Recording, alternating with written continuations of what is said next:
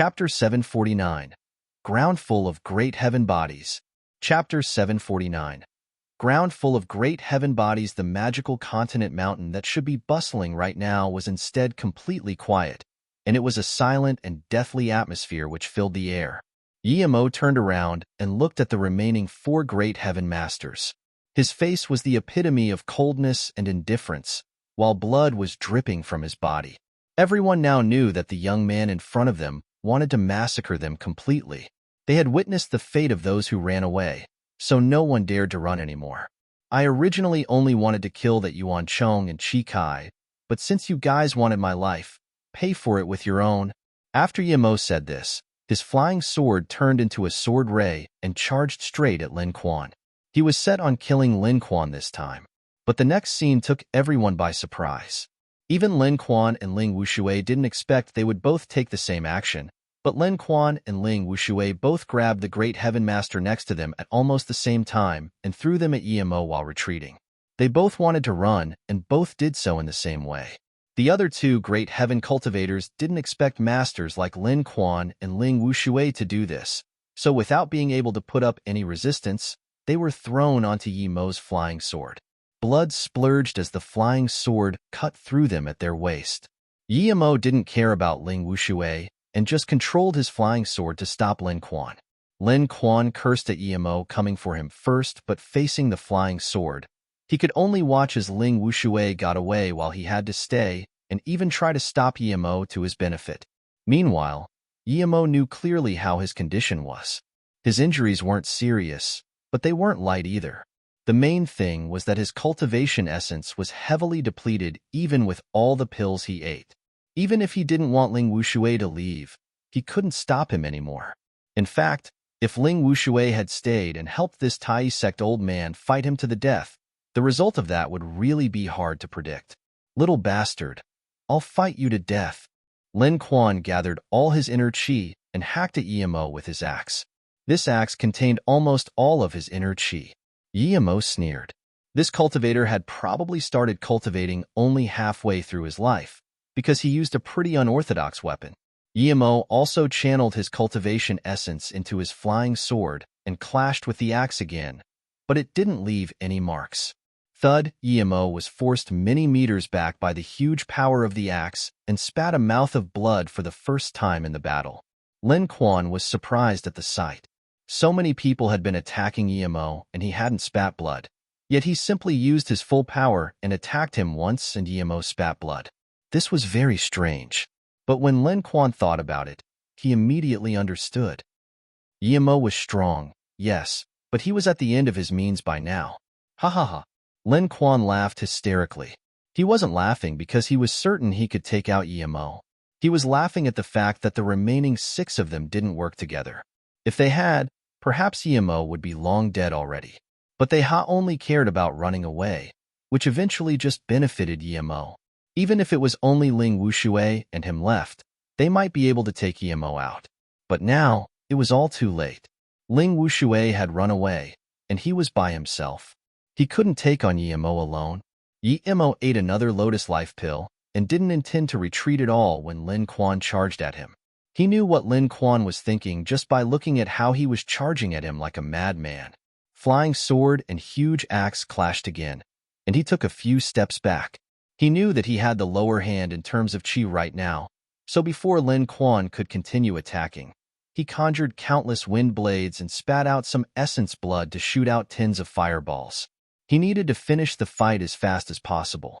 He was worried about Mu Xiaoyun and the current state of his body. Lin Quan spun his axe around like a windmill, creating a strong chi swirl that broke apart Yemo's wind blades and fireballs. Yemo ate the last essence chi pill he had and sent out even more fireballs and wind blades. Lin Quan was furious about the way Yemo was fighting, but he couldn't get out of the wind blade and fireball barrage. Lin Quan knew that if this continued, he would die for sure. Cruelty showed in his eyes as his chi-si expanded. The inner chi swirling around him intensified, rendering Yemo's wind blades and fireballs unable to get close to Lin Quan. Yemo couldn't help but rejoice that his battle plan from before had been correct. He had avoided Lin Quan and Ling Wushui, making the 2 fear him and lose the will to fight. If they hadn't run and had instead stayed to fight him to the death, he would have been in real danger. Lin Kuan quickly jumped many meters into the air after slashing away the magic skills and hacked down towards Yemo's head. He was really at his limits now and had almost no power left. Yemo was shook. He didn't think Lin Kuan would still have such a powerful attack left, but from the wounds he had, Yemo could tell that he had also paid a price to get out of his wind blade barrage. Yemo caught the axe with his flying sword and gathered all the cultivation essence he had before punching it towards Lin Kuan. Yemo thought that if Lin Kuan dodged that and he used his wind blades to hurt him again right after, he should be able to take Lin Kuan's life as soon as his flying sword was free. But Yemo was obviously overestimating Lin Kuan. Lin Kuan had used up all the inner chi he had. He couldn't dodge the attack at all, and he had to use inner chi to glide in midair. Thud, the fist wind struck Lin Kuan's chest head-on. Flesh flew all over the place as Lin Kuan's body was turned into a bloody mist. Yunzi was very fast, yet even before she arrived at the mountain, she already saw people running away everywhere. When she stopped someone and asked them what was going on, she found out that the big sects were ganging up on Yemo and that they were having a heaven-shaking battle. Yunzi knew that Yemo was strong, but she also knew what sort of place Magical Continent Mountain was and how many masters would be there now. But she wasn't too worried about Yemo as she knew he could fly. If he couldn't beat them, he could just fly away. When Yunzi got to the peak, though, she was shocked by the scene. There were bloodied bodies everywhere, and the fight seemed to be still going on. Yemo didn't run away? This was her first thought, but as she walked a bit further, she just happened to see the scene where Yemo beat Lin Kuan into a bloody mist. Yunzi was shocked. She knew Lin Kuan's power all too well. Even though her father was at the Great Heaven Peak, even he might not be able to beat Lin Kuan. Yet such a powerful person was beaten into a bloody mist by Yemo. And when she looked a bit further, she was stunned by the countless Great Heaven bodies lying there. She knew many of the faces: Chikai, Eldergene, the sect leaders of the Forgery Hall and Gemini Sword Sect, etc. Those dead on the ground were all either Grand Elders or sect leaders. All these renowned people had become mere bodies, and some didn't even have a body left. Great Heaven Masters. Any one of them could dominate the world, yet here, she saw their bodies piled up. Chapter 750. Magical Passage. Chapter 750. Magical Passage. Yunzi shivered and subconsciously looked at Yemo with fearful eyes. Yemo was motionlessly standing amongst the bloody bodies with his sword in hand. There was blood all over his body, some of it even dripping down from his hair. He was this powerful? Even when so many Great Heaven Masters tried to kill him, he killed them all instead. Yunzi felt like Yemo was a slaughter god, a war god, like he could do anything. Meanwhile, Yemo's cultivation essence was all used up, and his spirit sense was heavily depleted. The reason why he was standing still was to gather some cultivation essence. He saw Yunzi as soon as she came up, but just hadn't moved. Once he recovered some cultivation essence, he looked at her and said, "Come over, Brother Yi." Yunzi quickly went over. Life was like this. Although she hadn't voiced it before, she had shared Xiao Ling's perspective too. They thought that Emoing was the dung that the flower which was Mu Xiaoyun was planted in. But now she understood just how good Mu Xiaoyun's eyes were. She had actually found someone so absurdly powerful like Yemo. Take me to Ice Lake now. Yemo believed that by the time he got to Ice Lake, his cultivation essence would be recovered enough. He told Yunzi to take him there because he would be able to use the time on the cart to recover his essence. Yunzi was dazed for a moment, but then immediately understood. She rejoiced and nodded. "Yes, Brother Yi. I'll take you there now." Then, Yunzi took out the pill Yemo had given her and said, "Brother Yi, I don't need this pill." Yemo looked strangely at her and said, "Your internal injuries are not light. If you don't eat this, you might get worse or even lose your power." Yunzi looked dejected and said, "Brother Yi, you promised that you owed me, so I want you to do something else for me." Yemo waved his hand. Although Yunzi was pretty, he didn't like her little calculations. "Just eat the pill, as long as you take me to Ice Lake. I'll help you do another thing after I'm done there," Yemo said plainly. "Yes, Brother Yi." Yunzi was smart enough, and didn't mention the pill anymore. Yemo picked up Lin Quan's axe. He felt it was very extraordinary. His flying sword had had his cultivation essence attached to it, yet had still been unable to do anything to this axe. Yemo didn't have the time to look at it now, though, so he just threw it inside his ring and went inside Yunzi's cart. Yunzi saw with her own eyes how Yemo turned a huge axe into nothing and was shaken even more. She became more fearful of Yemo and wondered if she should have called Yemo Qianbei. She quickly cast those thoughts aside, and when they got to the bottom of the mountain, she told that half-step Great Heaven Man and Xiao Ling to wait for her at Chan City while she manned the horse and took Yemo to Ice Lake. Yemo didn't know why Yunzi did this, but he didn't care. "Grandma, thank you." Mu Xiaoyun was very grateful to Elder Feng while sitting on the cart to Ice Lake. If it wasn't for Elder Feng, she would be dead weight to her husband. If she caused her husband's death, she would never be able to forgive herself. Elder Feng smiled. "Xiaoyun, you'll always be an Ice Lake disciple in my heart. Although I agreed to send you to Taiyi after the tournament, I was just tricking them. Now that your husband is back, I can rest easy. I treat all Ice Lake disciples the same." Inside the cart, when Fei Qin and Qi Shuo heard this, they looked very grateful too. Jialan immediately said, "Yes, Xiaoyun, don't worry. With Grandma here, Ice Lake will be fine and so will you."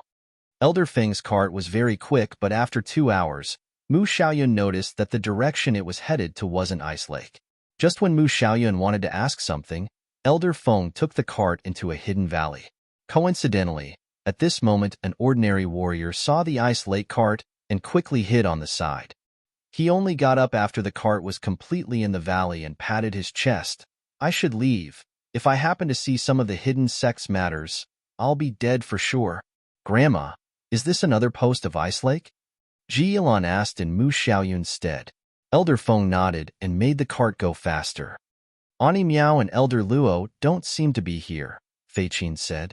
Elder Feng didn't speak, but Jialan explained, "Grandma is probably worried about Xiaoyun, so she took us here first. Ani Miao and company should be fine. Who knows if someone will try to do something to Xiaoyun once we get back to Ice Lake." Hearing this, everyone immediately understood. After another hour passed, the cart left the valley and came to a rather flat, open area. "Grandma, how come I've never seen this place before? It really is very well hidden." Everyone got off while Jialan gave a comment. "Well, you'll know everything later. We need a few more posts in order for Ice Lake to grow bigger." Elder Feng then took out 5 white stones and looked at a direction before throwing them out. The stones landed in 5 different spots. Mu Xiaoyun was shook. These stones were spirit stones. Grandma had this many? "Grandma, did you just throw chi stones?" Ji Yilan recognized the stones and exclaimed. She knew how precious they were. Even if Ice Lake gathered all their wealth, they might not be able to buy one. Yet Grandma just threw 5. Elder Feng didn't reply, but the plain mountain wall suddenly opened, revealed a passage. Ji Yilan and the others were shocked. Elder Feng said plainly, "This tunnel will only be open for a short time. Everyone get on the cart quickly. We'll be going in." No one knew why the elder had hidden this place at such a huge cost, but they simply followed. As soon as they went inside, the tunnel quickly closed. On the outside, it had gone back to nothing but a mountainside again. This was too magical. Elder Feng didn't talk as she led the 4 into a stone room. To everyone's surprise, there was a clean room inside. It was a round-shaped room. There was nothing in there except for 5 odd-looking sinks near the wall. There were many strange markings on the ground too, which seemed alive at first, but upon further investigation, they just seemed like ordinary markings. Chapter 751. Knowing Will? Chapter 751. Knowing Will. Elder, do you come here often? Ji Yilan was surprised at how clean the stone room was. Elder Feng walked to a wooden chair and sat down before shaking her head. "No, this is the second time I'm here because every time one wants to enter this place, 5 chi stones need to be used up. It took me more than a decade to gather these 5. This stone room contains a big secret. I was planning on helping you become a 2nd-grade hidden sect first, and then leave Ice Lake to investigate this room. But due to Xiaoyun, I could only come earlier. A pity about my chi stones." Mu Xiaoyun frowned. She felt Elder Feng's words were strange. Seeing Jialan's confusion, Elder Feng ignored her and said to Mu Xiaoyun, Xiaoyun, I know your husband is no ordinary person and the cultivation method he is learning is probably not an ancient martial art, right? I trust that your husband must have taught you the cultivation method. And so, on account of you also being an Ice Lake disciple at the end of the day, having received benefits from Ice Lake, please show us your cultivation method. Don't worry, I won't mistreat you. Mu Xiaoyan heard this and immediately understood. This Elder Feng wanted her cultivation method, and that was why she had taken her away. It wasn't because she was an Ice Lake disciple or anything. After understanding this, Mu Xiaoyan's good impression of Elder Feng was immediately gone. Grandma, you? Ji Ilan looked at Elder Feng in disbelief. She didn't expect her grandma to have been planning like that. Elder Feng waved her hand to stop Ji Ilan from talking. Ilan, you don't know what Yimo's cultivation method means to Ice Lake, and what it means to me. According to legends, a long time ago, people didn't cultivate ancient martial arts on magical continent, but something that can allow you to fly, control the weather, and even attain long life. But after countless years, only ancient martial arts remained, and ancient martial arts then even reached a bottleneck. We can't surpass great heaven. Then, Elder Feng said to Mu Xiaoyun, Xiaoyun, I've been watching you for a long time. In the 4 years you stayed at Ice Lake, you haven't actually cultivated for more than a year, and what you're cultivating isn't the star rain cultivation method, yet you progressed so fast that I didn't dare believe it. I didn't understand why, but after seeing your husband today, I guess that you never cultivated in the star rain cultivation method from the beginning. You used something else to imitate the star rain cultivation method, right? Ji Ilan looked at Mu Xiaoyun in shock. She had reached the black level peak with only 1 year? This was too shocking. Mu Xiaoyun's tone was a little cold as she replied, Indeed, I haven't cultivated the star rain cultivation method but have been cultivating what my husband gave me. However, without his permission, I would never give it to anyone. Although her tone was plain, the adamant will behind it was obvious. Elder Feng showed immense joy upon confirming that her conjecture was right. There was a sliver of madness in that joy. Of course, how could a young man in his 20s easily slaughter great heaven masters otherwise? So that was it, ha ha ha. Xiaoyun, if it wasn't for what you cultivate, I wouldn't be rude to you like this, because I'm truly grateful to you and your husband. He cured my internal injuries after all. But now, I must get the cultivation method no matter what. The glint in Elder Feng's eyes became scarier, and she was about to get up and attack Mu Xiaoyun. Grandma, how can you? Xiaoyun is our Ice Lake's disciple. She's my martial sister. Ji Ilan acted as though she didn't know this Grandma Feng. She would have never thought that the grandma-like figure she knew could show such behavior. Ilan, move aside. You will understand later that what I did today was right. No one can stop my will, because you can't possibly imagine what that sort of cultivation method means. Elder Feng's face became scary, and she pushed Ji Ilan aside. Mu Xiaoyan took a few steps back and suddenly gave Elder Feng 6 spirit stones. Elder Feng, I know you need chi stones. I have 6 here. They're all yours. I just want to see my husband, and I think my husband will agree to your request. Mu Xiaoyan did this because she knew that if Elder Feng got her cultivation method, she would kill her for sure. She didn't care about her life that much, but she didn't want to leave her husband behind. When Mu Xiaoyun subconsciously took out the spirit stones like that, Elder Feng was dumbfounded. Her body started shaking with excitement, and she threw the chi stones to the ground. She said shakily to Mu Xiaoyun, You have the storage ring? The legendary spatial ring, such things really exist. Ha ha ha, it's all real. Mu Xiaoyun was dazed. She was just trying to stall for some time. Yet her action made Elder Feng only more crazy. Looking at Elder Feng's hysteric state, Ji Ilan came up again with tears and stood in front of her. Grandma, Xiaoyun is an Ice Lake disciple. If you need her cultivation method, you can ask it from her husband, Grandma. P***. Elder Feng had completely gone mad and slapped Ji Ilan away. Only she knew that she wasn't mad at all. She was just shaking in excitement. With the magical ring and this cultivation method, perhaps she could become the #1 cultivator of the magical continent. The Tai and Kuan Qian trash would never know why she had taken Mu Xiaoyun away. But if they did, Wouldn't they jump off a cliff in regret? Elder Feng slapped out towards Mu Xiaoyun. She was going to knock her out first and take her spatial ring. Perhaps the cultivation method was in there. But before her palm reached Mu Xiaoyun, a faint light barrier shot out from Mu Xiaoyun's wrist. Crack, the barrier broke, and then a faint blue mist started to emanate, soon covering the entire room. Elder Feng was dazed for a moment but quickly grabbed at Mu Xiaoyun again. But as she wanted to gather her inner qi, she felt a sudden tearing pain in her meridians. She couldn't use any inner qi at all. Elder Feng was shook. Mu Xiaoyun was a black-level peak warrior. If she couldn't use her inner qi, Mu Xiaoyun would be easily able to kill her. Mu Xiaoyun's heart pained when she saw her bracelet break. Her husband had said that this bracelet was akin to him being by her side. Yet now Elder Feng had broken it. This made Mu Xiaoyun furious. Without thinking, she took out her flying sword from the spatial ring and moved to kill Elder Feng. Elder Feng saw this and was worried. So she kicked one of the spirit stones under her foot at Mu Xiaoyun while hurriedly retreating. Click, the spirit stones landed in one of the sinks as she just left the room. Then, the other 4 sinks made a buzzing noise, and the remaining spirit stones were sucked in too. Suddenly a white light started circulating in the room. The 4 were shocked, not knowing what was going on. The big room rumbled, and the doorless room was suddenly sealed shut. Elder Feng was also dazed. But before she could come back to her senses, the tearing pain in her meridians appeared again. She was in so much pain that she started rolling around the room while she felt her inner qi disappear into nothing. Knowing will pill, knowing my will. So that was it. What a cunning little bastard. I hate you. Elder Feng writhed and convulsed on the ground.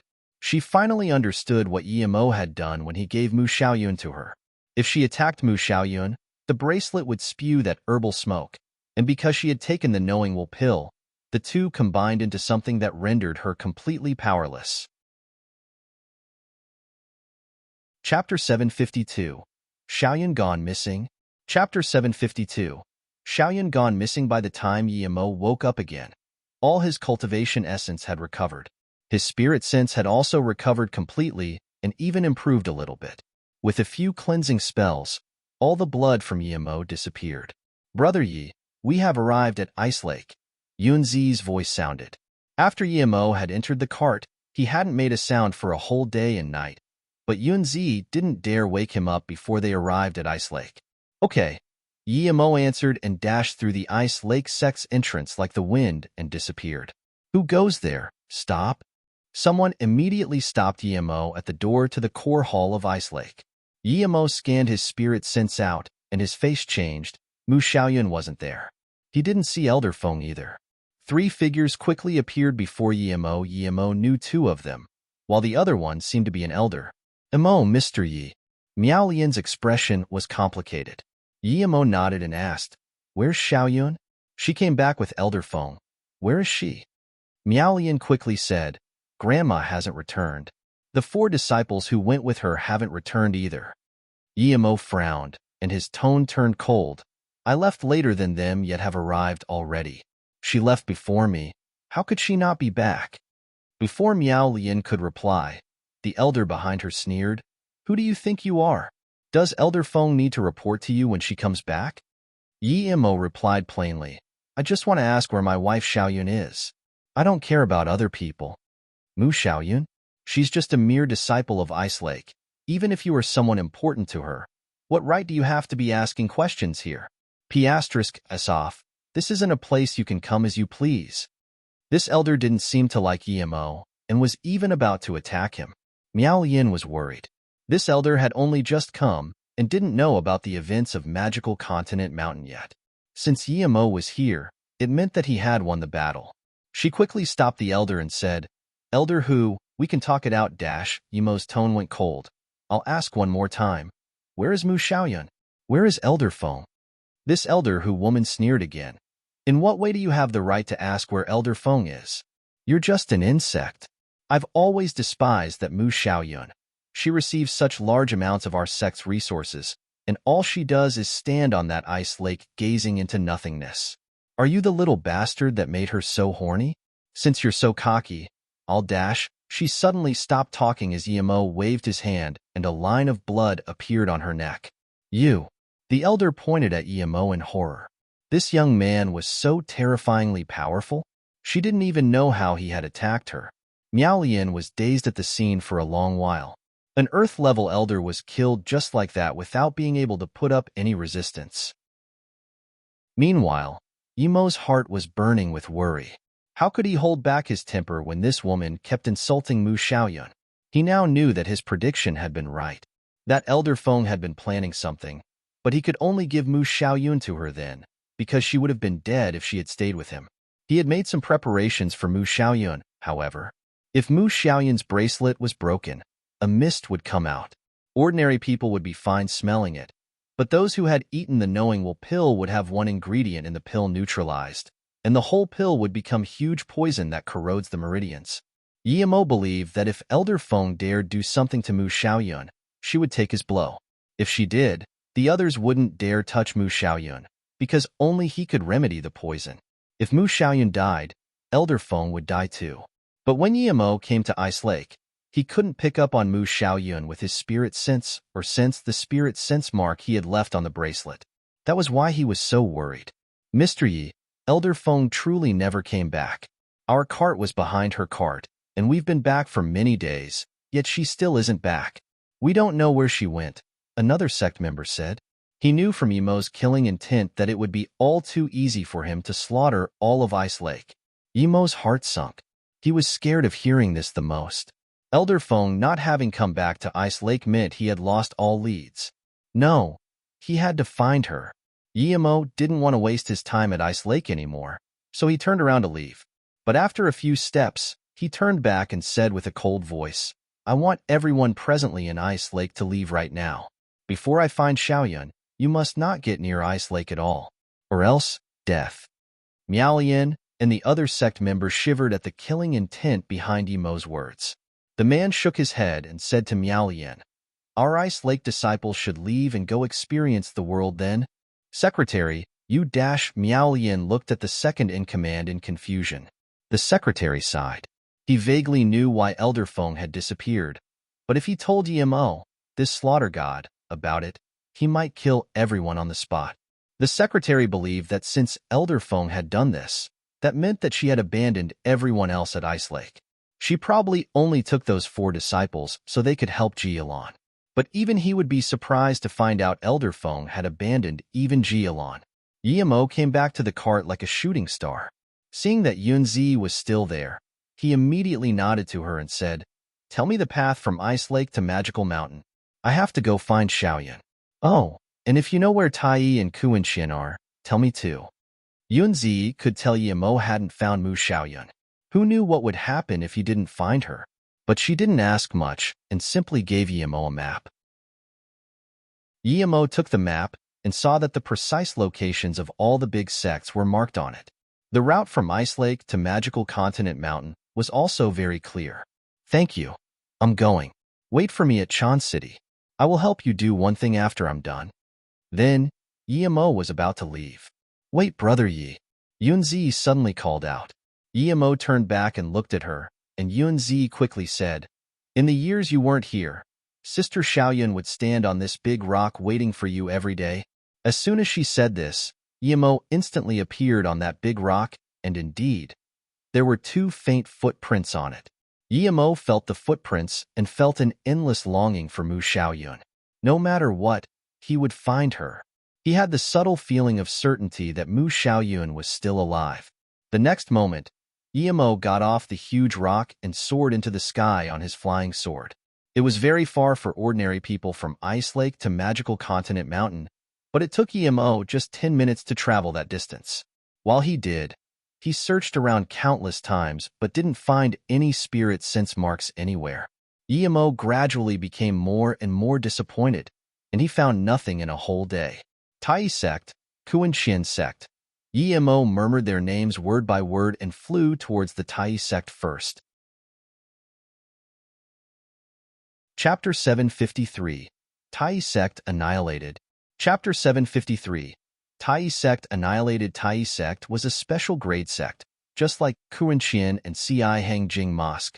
However, Taiyi's power was much higher than Kuan Qian's sects. Although their foundation wasn't as strong as Ci Hangjing mosques, they weren't missing out too much. Taiyi sect's mountain was grandiose. It looked powerful and all-encompassing. Yet, the words on the door seemed shabby.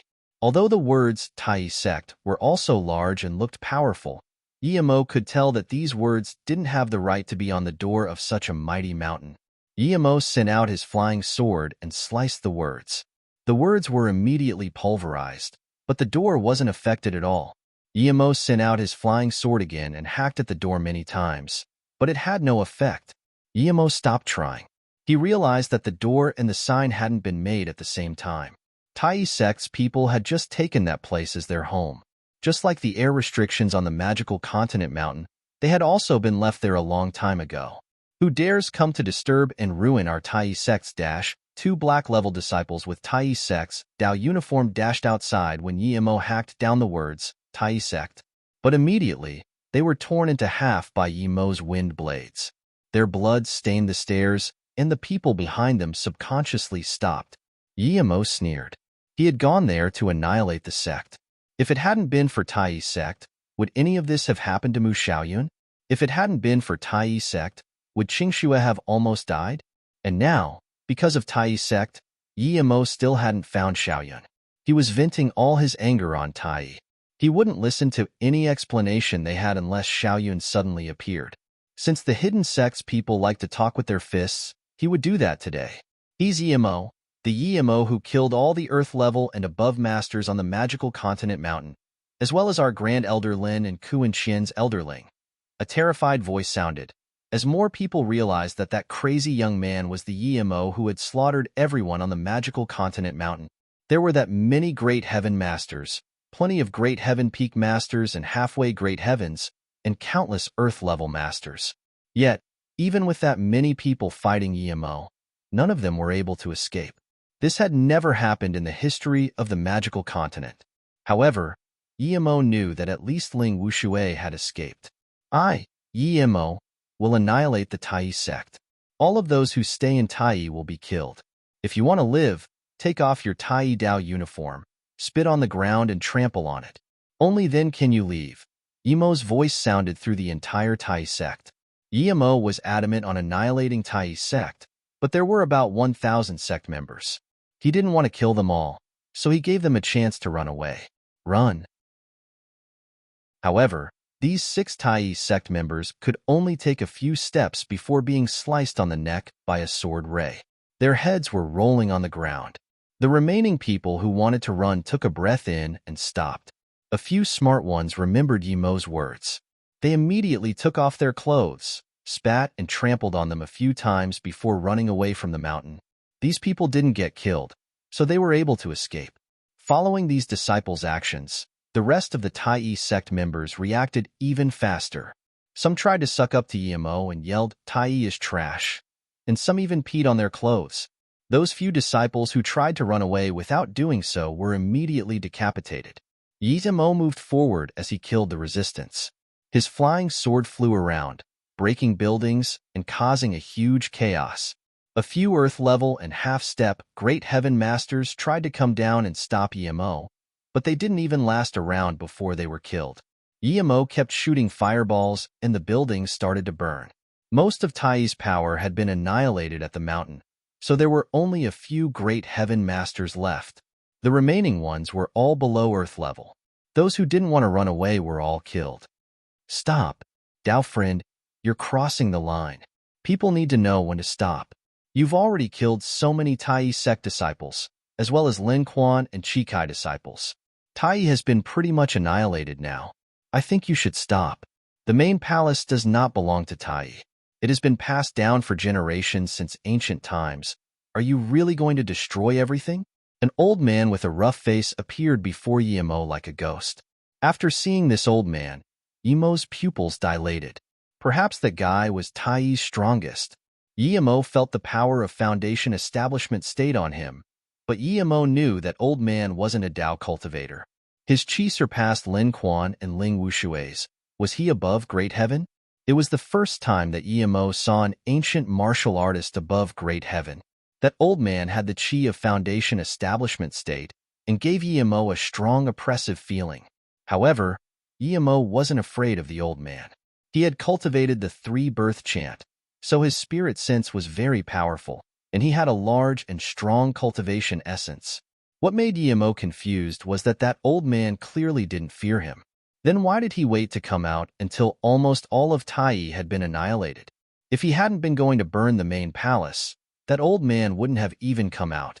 Yemo flicked his flying sword, and his strong battle intent appeared. Feeling this, the old man sneered as though his authority was being challenged. He said coldly, "Are you going to fight me?" "Ha ha ha." Yemo laughed. "Old man, I came here to slaughter and burn this place down. What are you going to do about it? Since you're standing in front of me, I will kill you." Okay. I wasn't planning on fighting, but since you're so confident, I'll see if you have real power or if you're just capable of killing Chakans. The old man was angry. Kakich *T. Yemo spat as his flying sword turned into a white ray, and he shot it over. The old man raised his palm in midair. After throwing the strike, Yemo immediately saw with his spirit sense that there was an invisible ripple in front of his flying sword. It was like an impassable barrier. Such powerful inner chi. Yemo was amazed. For the first time, he met someone who had more strength on his inner chi cultivation than his cultivation essence. No, this wasn't inner chi. This was something as strong as cultivation essence. Yemo threw a punch. He was only at stage 7 of chi gathering. He didn't have any special weapons, killing means, or cultivation techniques. He only had a flying sword. Yemo chose to fight the old man hand against hand, because after cultivating the three-birth chant, his cultivation chi that could only be transformed into cultivation essence at foundation establishment state had been transformed early. However, Yemo knew he had too little means of fighting enemies. It wasn't enough if he was in the cultivation realm. Yemo's fist hit the air wall, making a huge, deep explosion. The wall behaved like paper mesh. It was broken by Yemo.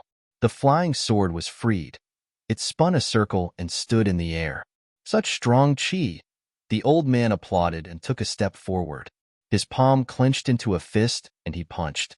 Instantly, Yemo felt like he was trapped in a cage. He sometimes seemed to see one or tens of fists coming to his way from all directions. Very well. Yemo punched too. Chapter 754. Medicine of the Legends. Chapter 754. Medicine of the Legends. Bang bang bang. Before the two fists even touched, the sound of air exploding created a huge ravine in the earth between them.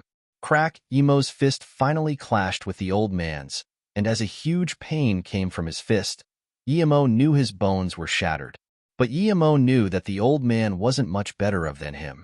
His inner chi was strong, but it wasn't Tao cultivation essence. He was also old, and his body was weaker. The old man probably took a bigger hit than him. Yemo sneeringly took a lotus life pill and was about to fight again. Wait dash, the old man waved his hand. I'm old, so I have to admit defeat. If we keep fighting, my two hands will become disabled. Yemo stopped and smiled. So that means I can burn this palace down now, and you won't have any objections? The old man smiled bitterly. I never had any objections when you came to annihilate the Tai sect, but I suggest you don't burn this palace down. It doesn't belong to Tai. It's a heritage of the magical continent. There was once a glorious past here, but that was truly a long time ago. The old man paused before looking at Yemo. You probably don't cultivate ancient martial arts. If I'm right, you cultivate a type of truth cultivation method. In other words, you cultivate the supreme Tao, and so you're countless times stronger than us ancient martial arts cultivators. Yemo was dazed. He was already shook when this old man said he didn't care if Tai was annihilated, but his words after that shook him even more. You know about truth cultivation? Yemo asked subconsciously. Surprise and joy appeared in the old man's eyes. He quickly said, so it was like that. You're a truth cultivator, and not an ancient martial arts cultivator indeed. Great. It's been nearly 100 years, and I've finally found a real truth cultivator. Seeing Yemo's confusion, the old man suddenly said, I am called Li Chung. If you don't mind, please let me invite you for a chat at my place. Sure. Yemo agreed without hesitation. He could tell Li Cheng didn't have any killing intent for him, and even if he did, he wouldn't care. Moreover, he also had many things to ask this Li Cheng. Yemo didn't mention burning the palace down again, and Li Cheng didn't bring it up either. He knew that this was Yemo giving him some consideration, and that he had decided not to burn the palace down. Li Cheng lived at a peaceful valley behind the mountain to the back of Tai. The valley looked like the small home of a farmer. The air was fresh and soothing. This was spirit chi. Yemo was stunned. He didn't think this place would have so much better spirit chi than outside. Yemo sent his spirit sense in and immediately found a simple spirit chi gathering formation. Due to its age, though, it was getting old, but it still had some effect. Please have a seat. Li Cheng pointed at a stone stool. Yemo sat down, and Li Cheng went into a different room.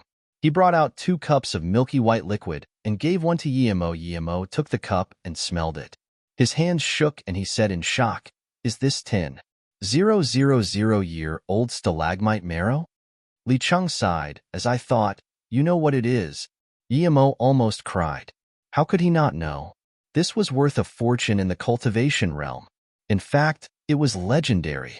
A stalagmite marrow pill was much better than a lotus life pill, but people rarely used it to cure wounds as it had a more important use, which was to make the 5-essence pill.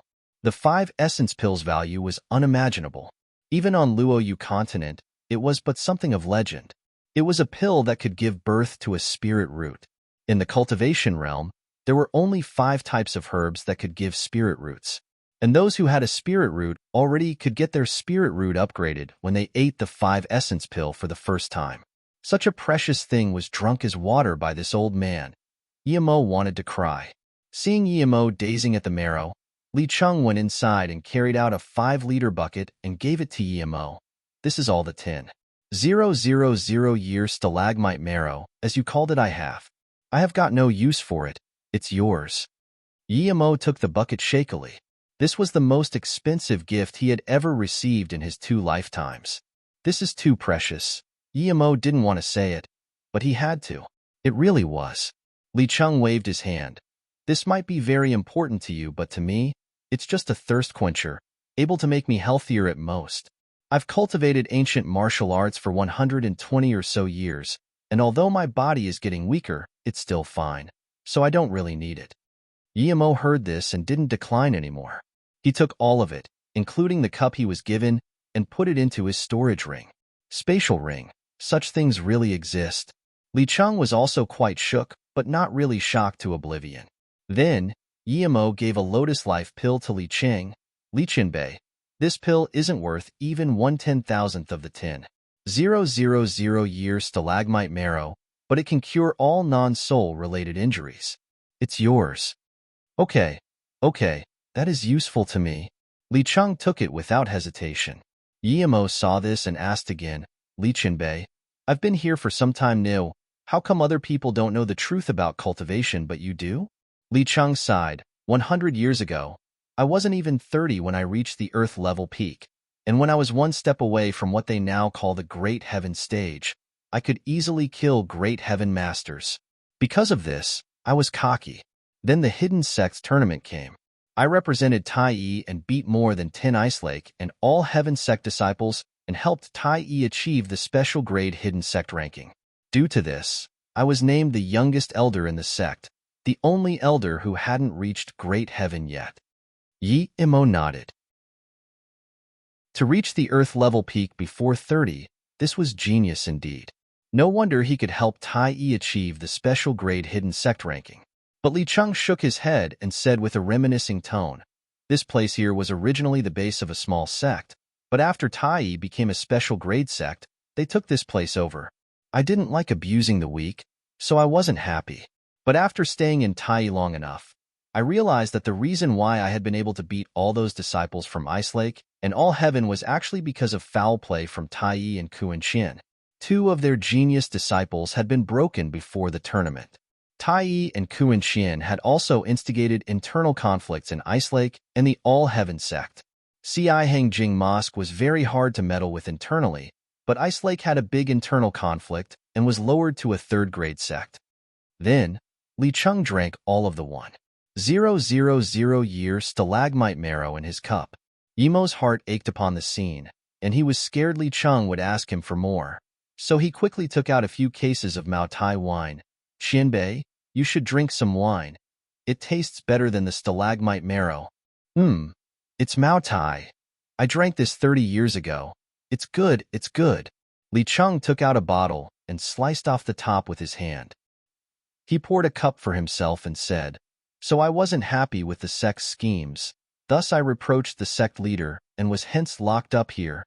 "You were locked up here?" Yimo pointed at the beautiful paradise thinking, "This is no prison. It's a holiday resort." Li Cheng smiled. "It became like this afterwards. When I first came here, it was a battered valley. There was an extremely cold cave behind the valley and I found the marrow there. I found buckets of stalagmite marrow there, but I drank it all. This is all that remains."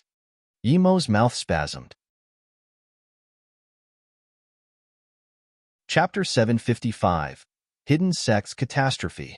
Chapter 755. Hidden Sects Catastrophe. In that cold cave, there was also a skeleton missing an arm. I found answers on a manual of animal skin left behind. He was an ancient martial arts cultivator.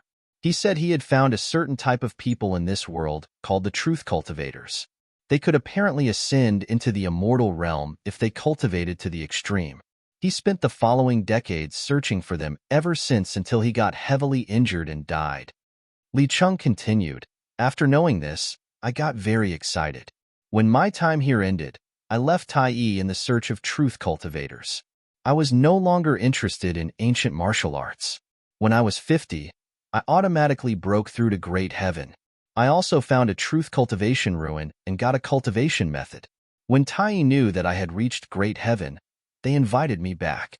I wanted a quiet place to cultivate, so I came back to Tai and focused on cultivation." Yimo felt something was odd. How come Li Cheng hadn't progressed at all? Li Cheng poured another cup for himself and said, "I cultivated for 20 whole years and got nothing. I didn't even reach stage 1 chi gathering in there. In my despair, I left Tai and searched for herbs as my lifespan was about to end. I wanted to break through in ancient martial arts to increase my life. My truth cultivation had no progress, but my ancient martial arts talent was absurd. Not only had I reached Great Heaven Peak, but I had even reached the state people think is above Great Heaven, which is turning inner chi into liquid. After that, I gained mental power and through that I saw what was inside a jade slip. I realized I had no spirit root, so I couldn't cultivate it. In my disappointment, I destroyed everything I had related to truth cultivation, filled up the cave, and settled here. In my decades of peaceful meditation, I understood something. If something isn't in your life, don't forcefully try to take it." Yimo finally understood why things were as they were. He knew that the stalagmite could be made into the 5 essence pill to create spirit root, but he didn't say it because he couldn't make it with his current power. He would probably have to wait until foundation establishment state. Instead of giving Li Cheng false hopes, he might as well not saying anything. If he reached foundation establishment state and Li Cheng wasn't dead yet, he would give him a 5 essence pill. However, Yimo suddenly thought of something. If Li Cheng had cultivate ancient martial arts that rapidly, he should have had spirit root. How could he not have it? Yimo poured a cup of wine for Li Cheng and asked, "Li Chenbei, I have 2 questions I want to ask. First, since you're from Tai sect, why didn't you stop me from annihilating Tai? Second, I want to know why there is such a huge difference in between Great Heaven martial artists." Li Cheng smiled. "I didn't like what Tai did to me in the beginning. Also, in my journey, I met Master Tianze. He had an unparalleled fortune-telling power. He told me that Tai would only have 100 years of fortune. 100 years later, Tai would cease to exist. So I knew when you came that Tai's time was up." Yimo was shook. Was there really such person in the world? Xiaoyun also had a fortune teller who told her grandpa that her husband's surname would be Yi. It was too accurate. There were fortune tellers in the cultivation realm too, but no one who could be this specific. Li Cheng continued, "As for the Great Heaven issue, there are many ancient martial artists, but there can't be more than 10 that truly understand Great Heaven. To be precise, I've only barely reached Great Heaven. A long time ago, the hidden sect's ancient martial arts were divided into 4 levels: yellow, black, earth, heaven. Only those who surpassed heaven state were Great Heaven. But these few hundred years, there was barely anyone who could reach Great Heaven. Not 1 in 100 years. The faith in ancient martial arts started to decline, so people started to remove the level heaven and just called it Great Heaven. Hence, after you break through Earth level peak, it's not heaven level, but Great Heaven. Yemo finally understood. It seemed his conjectures before were right. Li Chung continued, I also found some similar records when searching for truth cultivation ruins. I realized that I was heaven level, not Great Heaven, so I came back and tried to reach Great Heaven. Due to each sect having different ways of reaching heaven level, this created some differences in power. Some think Great Heaven is unblocking the Ren and Du meridians. Some think the formation of Qi-Si is Great Heaven. But only when one attains both, it is truly heaven level. Turning inner Qi into liquid and gaining mental powers is a true Great Heaven ability. However, there are rarely such heaven levels among the hidden sects. Most of them only can form a Qi-Si. Yemo nodded. It seemed Ren Pingchuan's understanding of the system was right, but he had neglected heaven level. Yemo talked with Li Chung for the whole night before leaving the next morning. He wanted to teach Emo Yushin a lesson, but didn't find him. Then, Yemo went to Gemini Sword Sect. 3 days later, news spread out. Because some big sects had ganged up on the mysterious powerhouse Yemo, he had said he would visit them one by one later on. And he did so indeed. It was considered the biggest hidden sects disaster of the century. On May 13th, Tai was annihilated, and it became a part of history. On May 14th, first-grade sects Gemini Sword Sect, 4 Wind Valley and Crystal Sect were annihilated. The second-grade sects Alliance Fist Hall, Extreme Weapons Sect, and another 8 sects were annihilated. On May 15th, the first-grade sects Forgery Hall and Rainbow Sect were annihilated. Moreover, the second-grade sects Fusion Fist Sect, Tong Sword Mountain, and 4 others were also annihilated. 7 more third-grade sects were annihilated too. On May 17th, Kuan Xian sect had all their sect members go out to greet Yemo and give him countless gold coins and herbs. They expelled the missing Ling Wuxue. Yemo accepted these gifts and let Kuan Xian sect go. Taking Kuan Xian as an example, other sects who participated in the attack also did this. Yemo for some reason accepted it all and didn't keep annihilating sections. A catastrophe that had swept through the entire hidden sects had been calmed just like that. Those fearful hidden sects disciples became very careful with their actions, and all the sect leaders breathed at ease. However, the surviving sects made new rules. One of them was that those who offended Yemo would be killed. But that rule was unnecessary. Who would go look for trouble with the number 1 master of the hidden sects? You should be praying that he didn't come look for trouble with you. At this moment, Yemo was under the mountain of Hang Jing Mok. He hadn't stopped because of the gifts. He was just sick of the slaughter. Xiaoyun was missing. So what if he annihilated the entire hidden sects? He had come there today to kill Jiesun, not to annihilate the entire sect. He was sure that those nuns couldn't kill a great heaven master, so he had to kill her. Is it young Hiroyi? An old voice sounded and a nun quickly came up to Yemo. Yemo was dazed. This title was a first.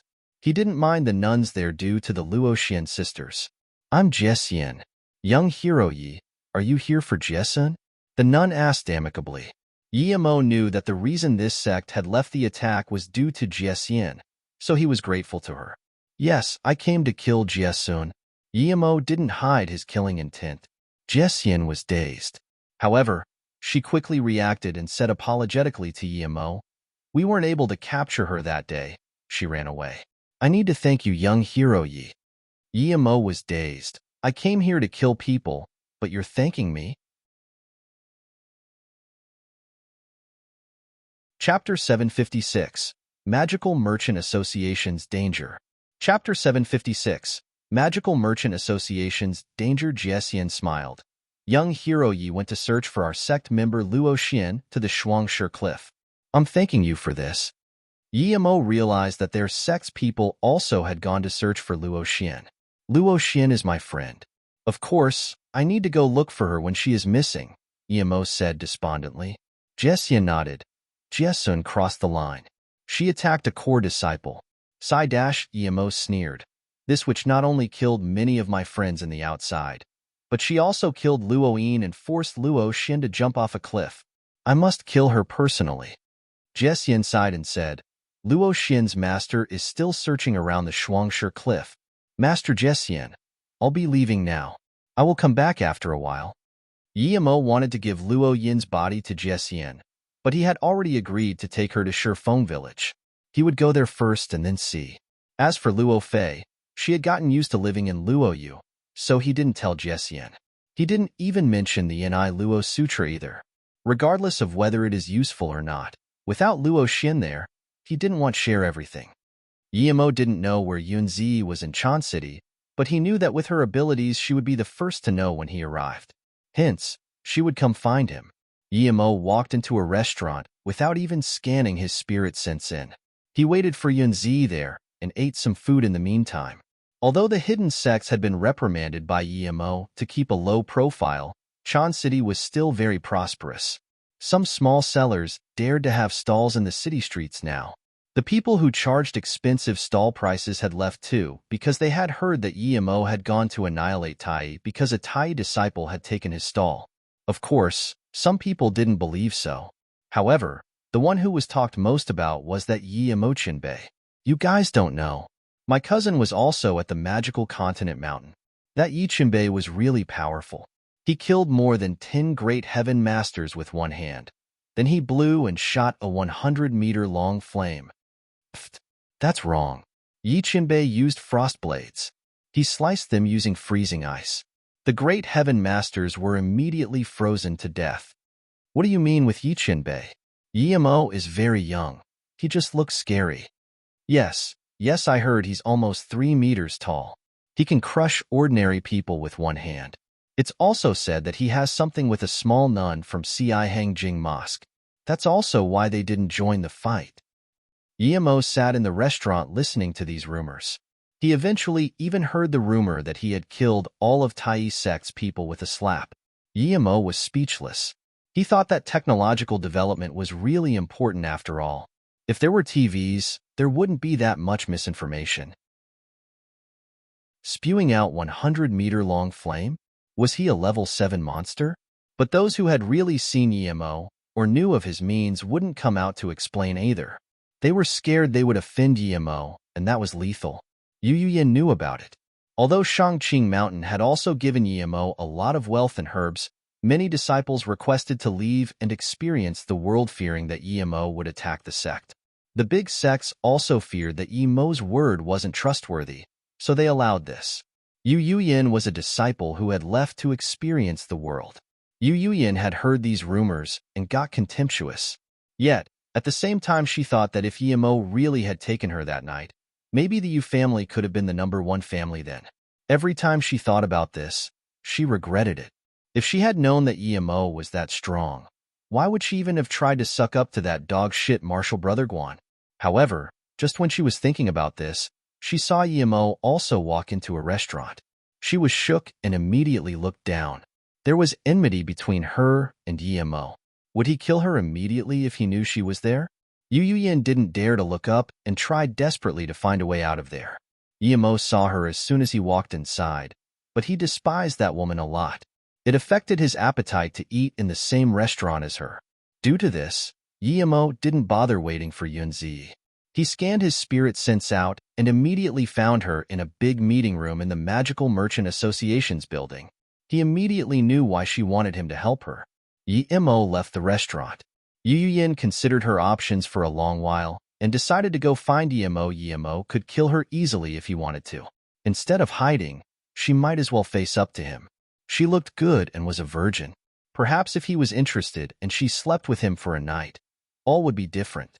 Yu Yin got excited and looked up. However, she was dazed. Emo was gone.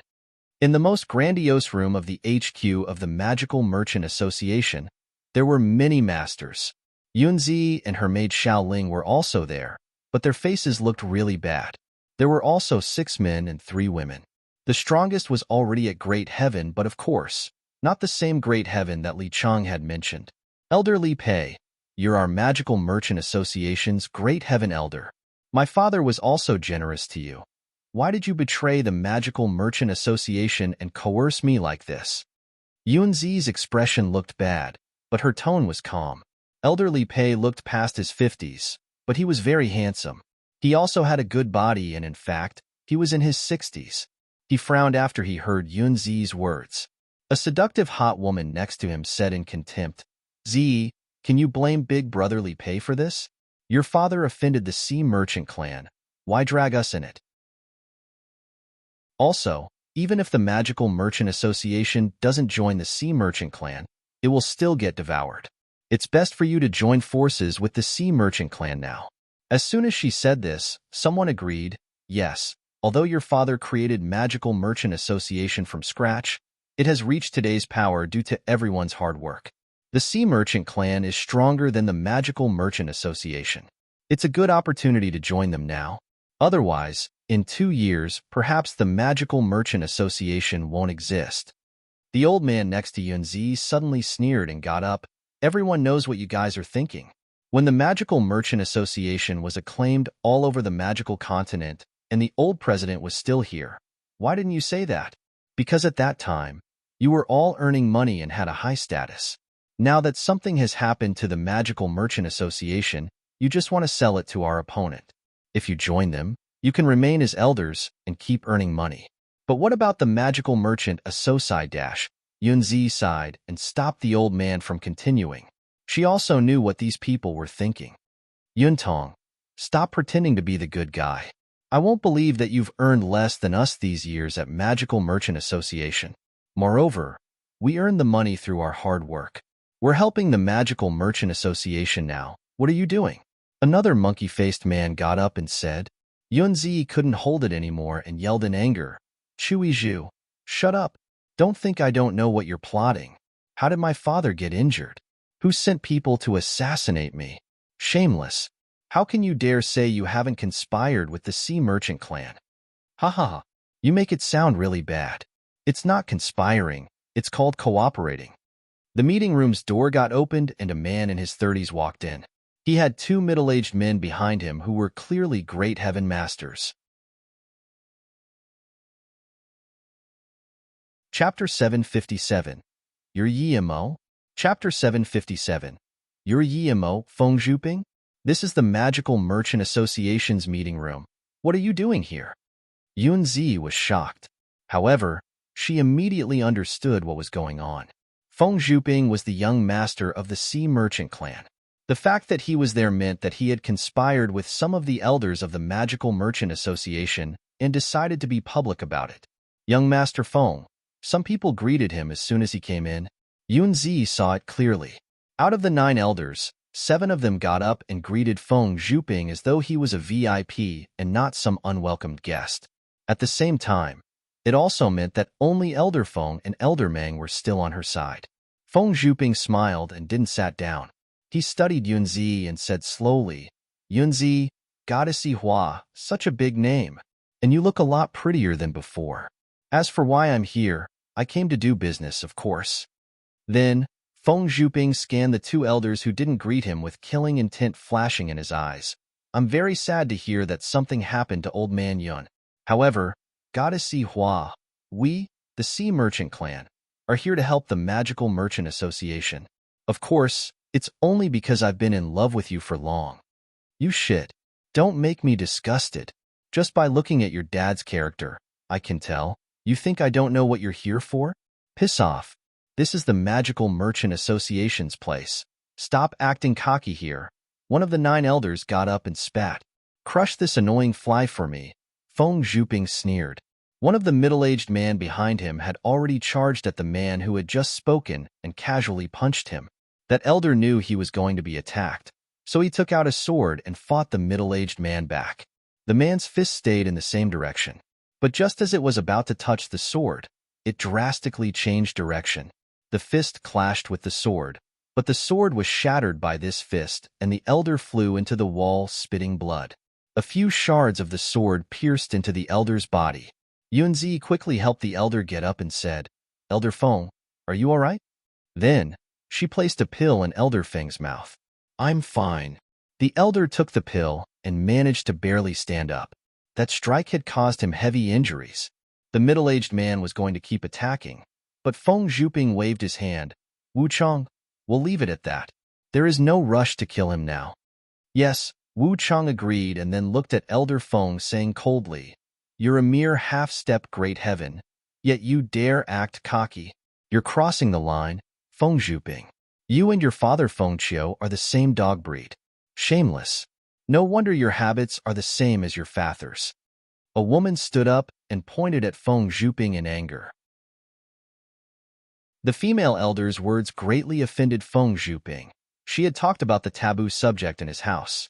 Feng Nung's concubine was cheating on him and he found out, so he got people to tie the woman up and sink her into the sea. However, Feng Zhuping was also interested in that concubine and he secretly saved her to be his private sex slave. When word got out, it became the biggest joke. So, he immediately ordered, Wu Bai, kill her. Wait, you can't kill here. The reason I'm still at Chan City is because I'm waiting for Brother Yi. If you dare to kill here, when Brother Yi comes, your sea merchant clan will become history. Yunzi got up. She couldn't allow her only remaining elders to be killed. Ha ha ha. Feng Zhuping laughed. You two are intimate indeed. Is he your F***CK buddy?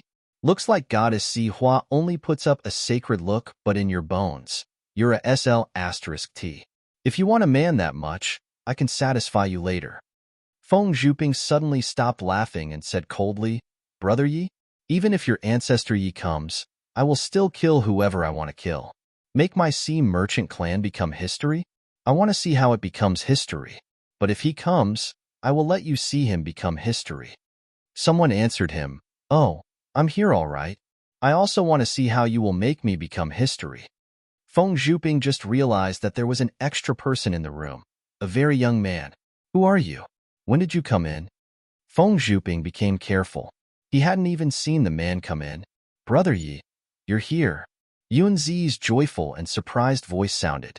Feng Zhuping's expression sunk. So you're that Yi guy. Yimo smiled. That's right. I just heard you want to make me history, so I came. Feng Zhuping hadn't gone to the magical continent mountain. He had heard news of what happened there, but he didn't know Yimo and didn't know that Brother Yi was Yimo. If he had known Brother Yi was the one who had massacred the magical continent mountain, he would have never come there. Even Lin Quan, Ling Wushui, Chi Kai, or any of them could have annihilated the sea merchant clan, much less the Yimo who had killed them. Feng Zhuping sneered. Wu Chang, cut off his ligaments. I need to observe Brother Yi closely. Yes. Wu Chang answered and charged at Yimo. He just reached his hand to Yimo's neck assuming that someone this young was at most black level. But before Wu Chang arrived, 4 wind blades flew over. Wu Chang was at heaven level and Yimo didn't intentionally hide his wind blades, so he immediately noticed it and was shook. Without thinking, he wanted to dodge the 4 wind blades. However, what shook him even more was that instead he got held in the air. Of course, Wu Chang knew what this was, an inner chi wall. Slump, Wu Chang fell on the ground exactly like how Feng Zhuping had wanted Yimo to be. His ligaments were all cut off. You're Yimo. Wu Chang just said this, and he immediately fainted. The meeting room became eerily silent. Feng Zhuping could even hear his heavy breathing. His great heaven master hadn't even touched Yimo and had had his ligaments severed. That Brother Yi was this strong? Not even Yunzi's father was this strong. Feng Zhuping felt his hands go cold. He remembered what Wu Chang had said. He looked up at Yimo and said, You're Yimo? Feng Zhuping just said this subconsciously. He didn't know who Yimo was, but this didn't mean that other people didn't know. Most of the people in the room understood. The weather in May wasn't hot. It was in fact quite cool, but some of the elders started to sweat. Feng Zhuping subconsciously looked at the elders, who were in a daze as well as Wu Bai. He then remembered something. His face went deadly pale as he murmured, You're Yimo. Chapter 758. Magical Merchant Association's Secret. Chapter 758. Magical Merchant Association's secret Feng Zhuping could no longer control his horror when he understood who Yimo was. He knelt down in a thud and couldn't speak at all. At this moment, he understood it was completely different seeing people get killed and getting killed yourself. Wu Bai was also shook. Although he was Great Heaven, Wu Chang was a bit stronger than him. Yet even Wu Chang couldn't last one move with Yimo, so he would definitely lose too. But if he didn't go up, he wouldn't be able to escape from Feng Neng either. When he saw Yimo turn back without looking at him and Feng Zhuping, he thought, I'm going to die either way. I might as well use this opportunity to sneak attack Yimo. Wu Bai pulled out his curved sword and almost hacked the sword on Yimo's back. Just when Wu Bai thought he was going to succeed, Yimo punched out without even turning back.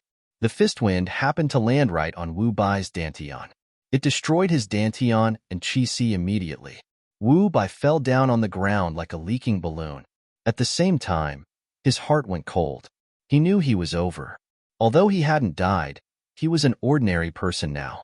I won't kill you. You can bring this young master's head back for me. Yimo's words made Wu Bai shiver. He knew that this was the same as being killed. Yi Qinbei, I didn't think your glorious presence was here. This Wanbei is Magical Merchant Association's Elder Chu Iju. The Sea Merchant clan has been oppressing us Magical Merchant Association, and I've long since wanted to resist. Since Qinbei is here to uphold justice, Wanbei a monkey-cheeked man walked out and bowed to Yimo. But he was stopped by the other female leader, Chu Iju. How are you so shameless? Who just said that the Magical Merchant Association was about to be annihilated? Who just said that the Magical Merchant Association might as well join the Sea Merchant clan? Elder Mang, how could I be someone like that? I've long since disliked this Feng Zhuping. Chu Iju argued without even blushing. Then, he went up and kicked Feng Zhuping. Feng Zhuping didn't dare to move. Yimo sneered. He wasn't dumb. When Chu Iju walked up to kick Feng Zhuping, he didn't really dare do anything to him. He was just declaring his loyalty to Yimo. Yet at that moment, Yimo shot a beam of qi onto Feng Zhuping's vital points nonetheless. As soon as Chu Iju kicked young master Feng Zhuping, the young master fell dead to the ground. This not only shocked Chu Iju, but also the rest. They could tell he wasn't trying to kill Feng Zhuping, yet Feng Zhuping had died. This was very strange. No, I didn't want to kill him. Chu Iju was shocked and screamed. Yimo was fine if he killed this young master, but Chu Iju was done for. The Sea Merchant clan's leader, Feng Neng, was at the Great Heaven Tertiary stage. It would be all too easy for him to kill an Earth-level peak like him. Oh, I thought you couldn't stand the Magical Merchant Association being oppressed, and that's why you did what you did. So that wasn't the case, was it? No matter what, since you were willing to kill this guy, it means you're still siding with the Magical Merchant Association at least, Yimo said. No, I am no dash. Chu Iju didn't know what to do anymore. Yimo ignored Chu Iju and looked at Wu Bai. Take these two away. Perhaps I might accidentally go for a spin at the Sea Merchant clan later. Wu Bai didn't dare argue at all. Yimo slowly sat down into a chair. He knew Yunzi would deal with the remaining things. As expected, Yunzi immediately said, the elders can go deal with some of the work in the association. It's been piling up recently. I need to discuss some things with Brother Yi. Uncle Tong and Xiaoling, take Elder Feng to a doctor and use the best herbs to treat him. No one could tell Yimo had assassinated Feng Zhuping, but Yunzi was suspicious. However, she wouldn't care either way. Although she knew there were a lot of elders on the Sea Merchant clan side, she couldn't use Yimo to get rid of all of them, because they still managed a lot of matters. Goddess Hua, you were probably asking for help with this, right?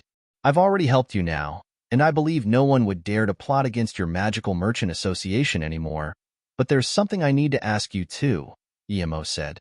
Yunzi quickly said, Brother Yi, to be honest, I had been planning on giving up on the Magical Merchant Association. I didn't ask you here for this. Yimo was dazed. So he was wrong? But he didn't care. It was just the lift of a finger after all. He came here because he promised to help her, but more importantly, he came to find out how to get out of here. Mu Xiaoyun was gone, and he had to find her, but he had left Luoyu for 4 years already. Yimo wanted to know how Luoying and Ning Qingxue were doing. So as soon as he knew how to leave this continent, he would get the bitter 10 years and leave. Even if he came back again, he would bring Luoying and Ning Qingxue with him. Oh, what is it then? Tell me, Yimo said. Yunzi fell silent for a while and then made up her mind. The reason why our Magical Merchant Association was able to become the #1 merchant association in the magical continent is not only due to my father's cultivation level, but also due to a reason no one knows. Yimo knew her father Yun Dongxia was Great Heaven Peak, but he really didn't know what this other reason for their success could be. Yunzi sighed. A slightly bigger sect in the magical continent would have their own merchant association. Even though my father's power is strong, it would at most make people think twice if they wanted to take us on. Our foundation is far weaker than Tai Yi's and Kurenxian's. The reason why our business has done well is because we can go to the outside world. What? Yimo got up abruptly. He wanted to ask her precisely about this, and here she spoke about it herself. Soon, Yimo calmed down and asked, I thought there was only a chance to go out every 50 years. Even if you forcibly go out, it's every 20 years, right? Yunzi looked at Yimo in surprise and quickly explained, what you mentioned is a secret kept by the big hidden sections. But our Yun family knows a place that allows you to go out once every year. Seeing Yimo's strong interest, Yunzi spoke more carefully. My grandfather discovered the place accidentally, but you need chi stones to go out. And those who go out have to wait a month before coming back using the same way. Yimo thought it might be a teleportation formation. Yunzi continued, after my grandfather found that place, he didn't find out why it could let us go out. Later on, however, my father researched large amounts of ancient texts before realizing that it might be a teleportation formation. But he wasn't sure either, and it was a too complicated matter, so he stopped his research. Nonetheless, he used that secret to bring in lots of products from the outside, and that's how our Yun family's merchant association got so big. Chapter 759. Way to Get Out. Chapter 759. Way to Get Out. So that was how the Magical Merchant Association began. Yimo admired Yun Dongxia's business brains. Yunzi continued, but we can't take too many things at once using the teleportation formation, and only one person can go out each time. I have always wanted to go out, but father didn't feel it was safe, so he didn't let me go.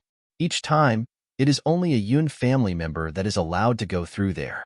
The person also has to be absolutely reliable. Only father, I, and a few elders of the Yun family know. Then, Yunzi looked dejected and said after a long while, for years ago, someone from the Yun family went out but didn't come back when 1 month had passed. All our Yun family people have great self-control. They wouldn't be enticed by the luxurious world outside. My father knew deep down inside that something must have gone wrong, but he would rather believe the person was just held up by someone. Then 3 years ago, the Yun family sent out another person, but 1 month later, he also didn't come back. My father knew something must have happened to the formation, so 2 years ago, he went there himself, but there was no news of him either. He didn't come back after 1 month. Yimo understood now that since these elders and merchant clan members knew that Yun Dongxia went missing, they started to scheme for the Magical Merchant Association. But even if the people outside knew about the teleportation formation and started capturing people who went out from it, they wouldn't be able to stop Yun Dongxia. A Great Heaven Peak would slaughter everyone outside. Yixing thought about how he came here 4 years ago. Was it due to the way in which he came here that damaged the formation? Yunzi said despondently, 3 months after my father left, that teleportation formation exploded, and only a pit remained. Yunzi looked up at Yimo and said, Brother Yi, I know you came from the outside, so I want to ask you to help look for my father after you go out. If possible, help my dad come back. I don't have anything that I can give you. I only have my looks. If you don't mind me, I'm willing to be your servant. Then, Yunzi wanted to kneel down in front of Yimo. He quickly stopped her. I want to know how you know I came from the outside. Yimo wasn't interested in having her as his servant. She wasn't his type. Moreover, he had too many women already. Yunzi seemed to know Yimo was going to ask this. She sat down again and said, a few years ago, a big bearded man bought an earth spirit fruit and 2 sets of chi stones. If I'm not wrong, that person was you. Brother Yi. Before this, you used 500 kilograms of bricks of gold to exchange for gold checks. Those gold bricks were exactly the same shape and weight. Yunzi continued, I know that the technology outside is countless times better than here. Some of the power-generating technology was completely brought from the outside. The bricks are exactly the same, meaning that it was pressed by the same machine. There were also some letters on the bricks, and I know they were English, so I guess these bricks came from the outside. Yemo sighed, Ms. Yun, you're right. I come from the outside. But perhaps you didn't expect one thing. I actually came to you to ask how to leave, yet it seems you don't know either. Yunzi gazed at Yemo in shock and then said after a while, Brother Yi, how did you come in then? Yemo could only tell her how he came in with Jesun. Hearing this, Yunzi was greatly disappointed. Yemo saw this and said, Ms. Yun, I really do have to go out. Tell me the way the hidden sects go out. Although the formation only weakens every few decades, I can take a look first. If I go out, I will help you find your father. Yunzi heard this and had a little more hope in her eyes. The place they use is Magical Continent Mountain. It has 9 peaks forming a 240-degree fan shape. The middle peak has a huge platform. That's the way out, but it only opens every 50 years, and the time frame it does is 6 hours. It's said that there's a northern 7-spoon star formation that can connect with it. After 3 years, people can come back here through that formation. Yemo asked, is the exit over here also a northern 7-star formation? No, that's only on the outside. The one on the inside isn't, Yunzi replied. Then is there a northern 7-star-like place in here? Yemo had to find the northern 7-star formation. If he didn't, he wouldn't have a way to find the bitter 10 years. And without the bitter 10 years, he couldn't reach Foundation Establishment State. Yunzi frowned and then shook her head. No, I've never heard any place in here that has the northern 7-star formation. Yemo sighed. It seemed it would be quite hard to find where the bitter 10 years grew. Yunzi took out a map and gave it to Yemo. This is a map of the magical continent. It isn't absolutely complete, but it has 90% of the places, so hopefully it be of some help to you. Yemo took it and had a look. It was very precise and even had small places like the Huangping village. Yemo put the map away and said, Thank you. It will be useful to me indeed. Well then, I'm going to find Xiaoyun, and I still have some other business. If I have a way to go out, I will come find you. Yunzi knew that Yemo was going to go, so she quickly opened a wooden box next to her and took out a bag and a photo. This is my father's photo. And there are 20 chi stones inside here. They're useless to me now, but I hope you can take them. Yemo took everything without any refusal. This was not only useful for his cultivation, but also for the portal. Yemo of course wouldn't take it for free though, so he gave her 4 jade bottles saying, there are 4 pills inside of these. I've marked them all. The essence increasing pill can allow you to reach earth level 100%. The great essence chi increasing pill can make you reach heaven level. Oh wait, I mean great heaven. This face preserving pill can preserve your face forever. This Lotus Life pill can cure any injuries. Thank you for your chi stones. Yunzi took these pills and was shocked. Any one of them could make countless people fight for it. Yet Yemo gave her 4. He was too generous. Yemo said again, oh, and by the way, I have something else I need your help with which is very important.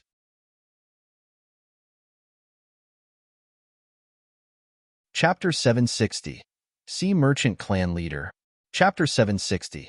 Sea Merchant Clan Leader. When Yunzi woke up from her shock, her hands were still shaking. This was great heaven, the goal that countless Earth-level peak cultivators could never reach in their lifetime, and it was in her hands. That face-preserving pill too. She almost couldn't believe it. If it was someone else other than Yemo, she would laugh at them. But this was Yemo. He was a powerful master who surpassed all great heavens and a high-level herbal doctor too. If Yemo's pills weren't that strong, how could he beat all the great heaven peak masters? Yemo knew Yunzi was a bit excited. Before she could reply, he took a few more bottles of pills and gave them to her. There's a few more pills here. Please sell them for me. Yunzi took the pills and said shakily, of course, you wanted me to help with that? Yemo smiled. Of course not. He took out a booklet from his ring and gave it to her. Help me collect the things in here. There are some herbs and ores there. Gather whatever you can. I will buy it all. If I don't have enough, pay for me, and then I'll pay it back when I return." Yunzi took the booklet and had a flick through it. It was all precious herbs inside. There were many that she hadn't even heard of. Yunzi was still in a daze even after Yimo left. Magical Continent Mountain. It was the second time Yimo came here. He had come to check the peak that led to the outside world. It had been many days since the battle, and the bodies left behind were all cleaned up with nothing but blood marks to still prove there was once a great battle there. Yimo easily found the middle peak, and it was just like Yunzi said. It had a huge platform indeed. This was a 7-star formation, meaning that the formation here was related to 7 of the 9 peaks, and it resonated with the 7-star formation outside. However, there was no chi coming out of the formation at all. With Yimo's current power, he wasn't able to activate the formation and leave. If it were the one on the outside, he could try to use the method with 7 spirit stones, because the formation outside was loosened greatly, but the formation here was so complicated that he couldn't even find the eye of the formation. Even if he found it and put down spirit stones, Yimo knew that it wouldn't run on low-grade spirit stones. It would need at least top-grade spirit stones. He didn't even have any middle-grade spirit stones, much less top-grade spirit stones. The reason why the people from the continent could go outside every 50 years was because that was when the formation loosened and all the masters used their chi to open one spot of the 7 stars. Yimo checked the place out for a long time but had to leave in disappointment. He couldn't use his power to open the formation, and he was sure that the bitter 10 years wasn't there. It was pointless to stay there. Perhaps he could try if he found top-grade spirit stones one day. But no matter what, Yimo had decided to also study formations henceforth. If he understood all of it, he could come in and out whenever he wanted. Luckily, the 3-birth chant was very helpful to him for learning new things. Perhaps he might be able to form his own style just like with pill making. Yimo also needed to look at that exploded formation and find Mu Xiaoyun. He also wanted to go to Shifeng village to fulfill Luo Yin's wish.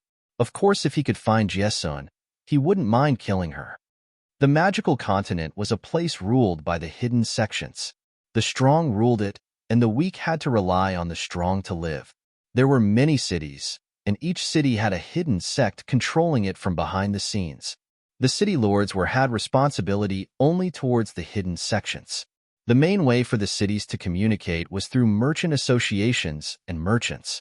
The best career paths were to go to the hidden sects, and then slightly below that to do business. Although hidden sects controlled the cities, in order to get more support, they would also have their own merchant associations.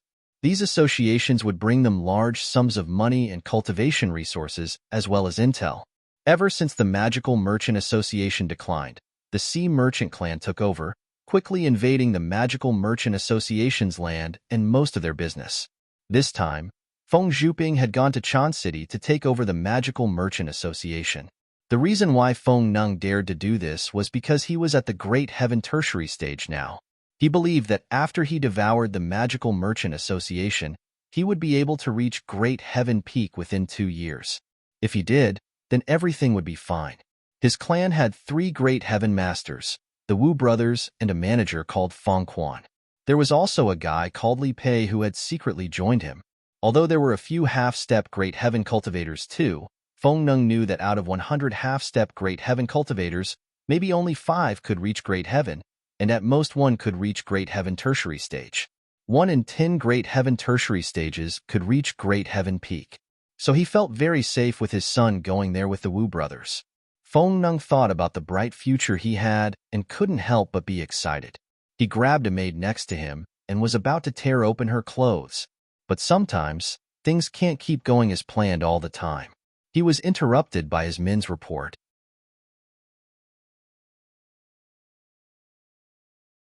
Chapter 761. Have some sense?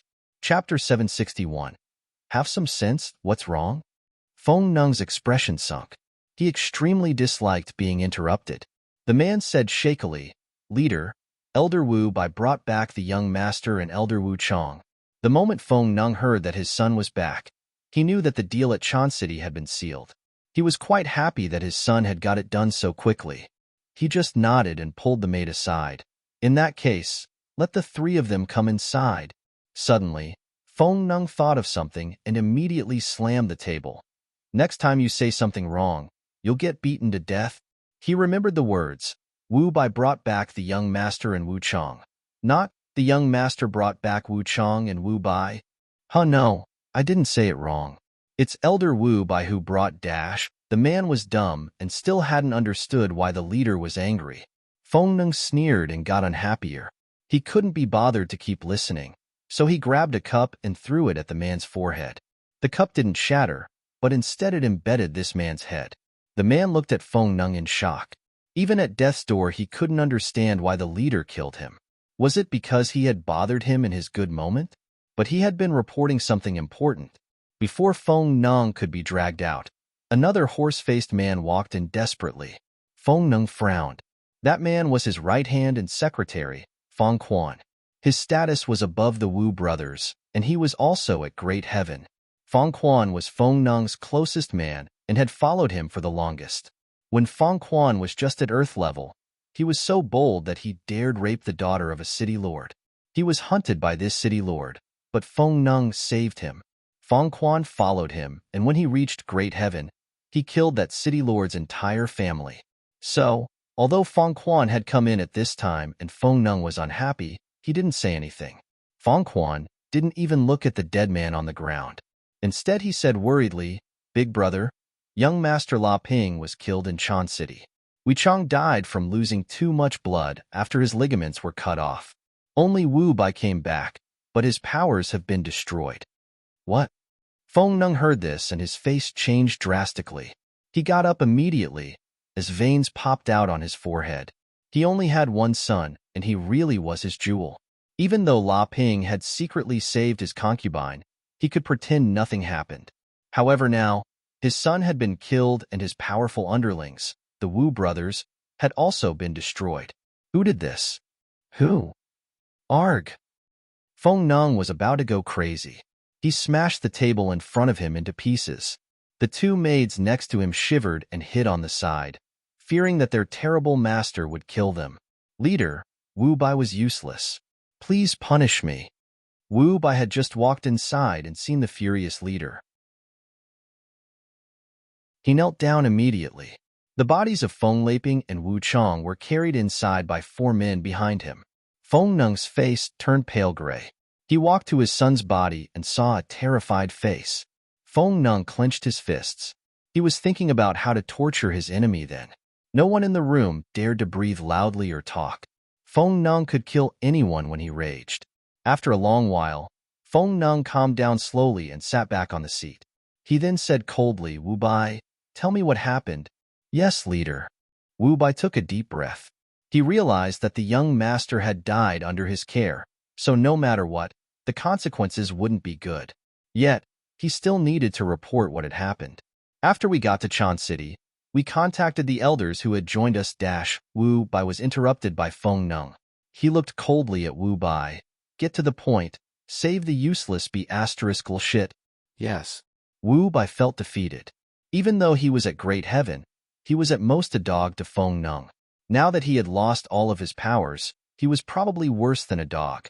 Before this, Feng Nung had always been very polite to him and his brother. Also, Wu Bai was feeling dejected, because Feng Nung hadn't told him to stand up, but he didn't want to keep kneeling. He got up and said in a calm tone, "It was an elder from the Magical Merchant Association who killed the young master. His name is Chu Yizhu, a half-step Great Heaven martial artist." Feng Nung cursed coldly. Chu Yizhu, a mere half-step Great Heaven man, dared to kill the young master of the Sea Merchant clan. How dare he? I won't stop until I slice off his flesh and feed it to the dogs. Wu Bai sneered to himself but said calmly, "At the time, Chu Yizhu kicked the young master. He didn't have any killing intent, but the young master died. I suspect that the real killer is not Chu Yizhu, but Yimo. Who's Yimo?" Feng Nung couldn't react yet. Wu Bai said calmly, "Yimo is the person who is helping the Magical Merchant Association. He killed my brother as soon as he came in, and then young master knelt down for mercy. Chu Yizhu was a spy of ours, but when he saw Yimo enter, He kicked the young master to suck up to Yemo. Yemo, no matter who he is, I will let him have a taste of a pleasurable death. Feng Nung couldn't control his rage. That Yemo told me to tell you to have some sense, leader, because he might accidentally pass by here, Wu Bai added. Ha ha ha, have some sense. Feng Nung laughed. Feng Quan looked strangely at Wu Bai. He knew Wu Bai wasn't the talkative type, but he seemed to be talking too much today. Yemo? Feng Quan suddenly thought of someone. A few days ago, a man had killed countless masters at the magical continent mountain. Great heaven martial artists were like little chickens to him. Then, he had continued and annihilated many hidden sects, including Tai. What made people fear him the most was that he had annihilated more than 10 sects in one day. These sects were very far apart from each other. It would take days by cart, but Yemo had done it all in one day. No one knew how Yemo had gone to this many places in such a short time. Everyone knew this, but no one dared to talk about it. Thinking about this, Feng Quan shivered. He was sure that the Yemo Wu Bai was talking about was this person. Who else could it be? Feng Quan, prepare the things and come with me to Chan City. I really want to see who this cocky bastard is. That I should have some sense? He better have the balls not to leave Chan City. And about that goddess Si Hua, if I don't *CK her to death, I don't deserve to be the leader of the Sea Merchant clan. Feng Nung's face was hideous. After having understood who Yemo was, Feng Quan wasn't going to let Feng Nung kill himself. He quickly said, Big brother, that Yemo is probably the person who slaughtered the great heaven masters at the magical continent mountain, and the one who annihilated Tai and many other sects so rapidly. Feng Nung was like an angry chicken who suddenly got choked, as he stopped showing his anger unexpectedly. Wu Bai looked at his reaction with satisfaction.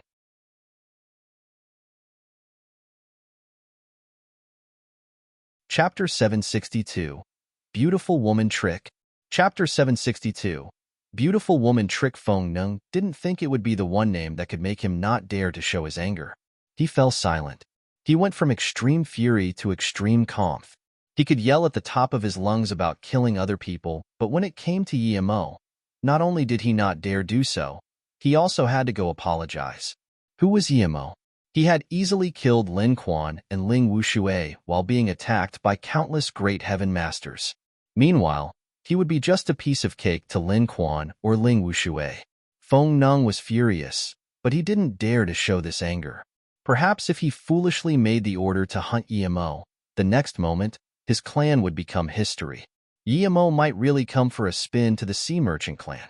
But no matter how strong Yemo was, could he really just let go of Yemo killing his only son?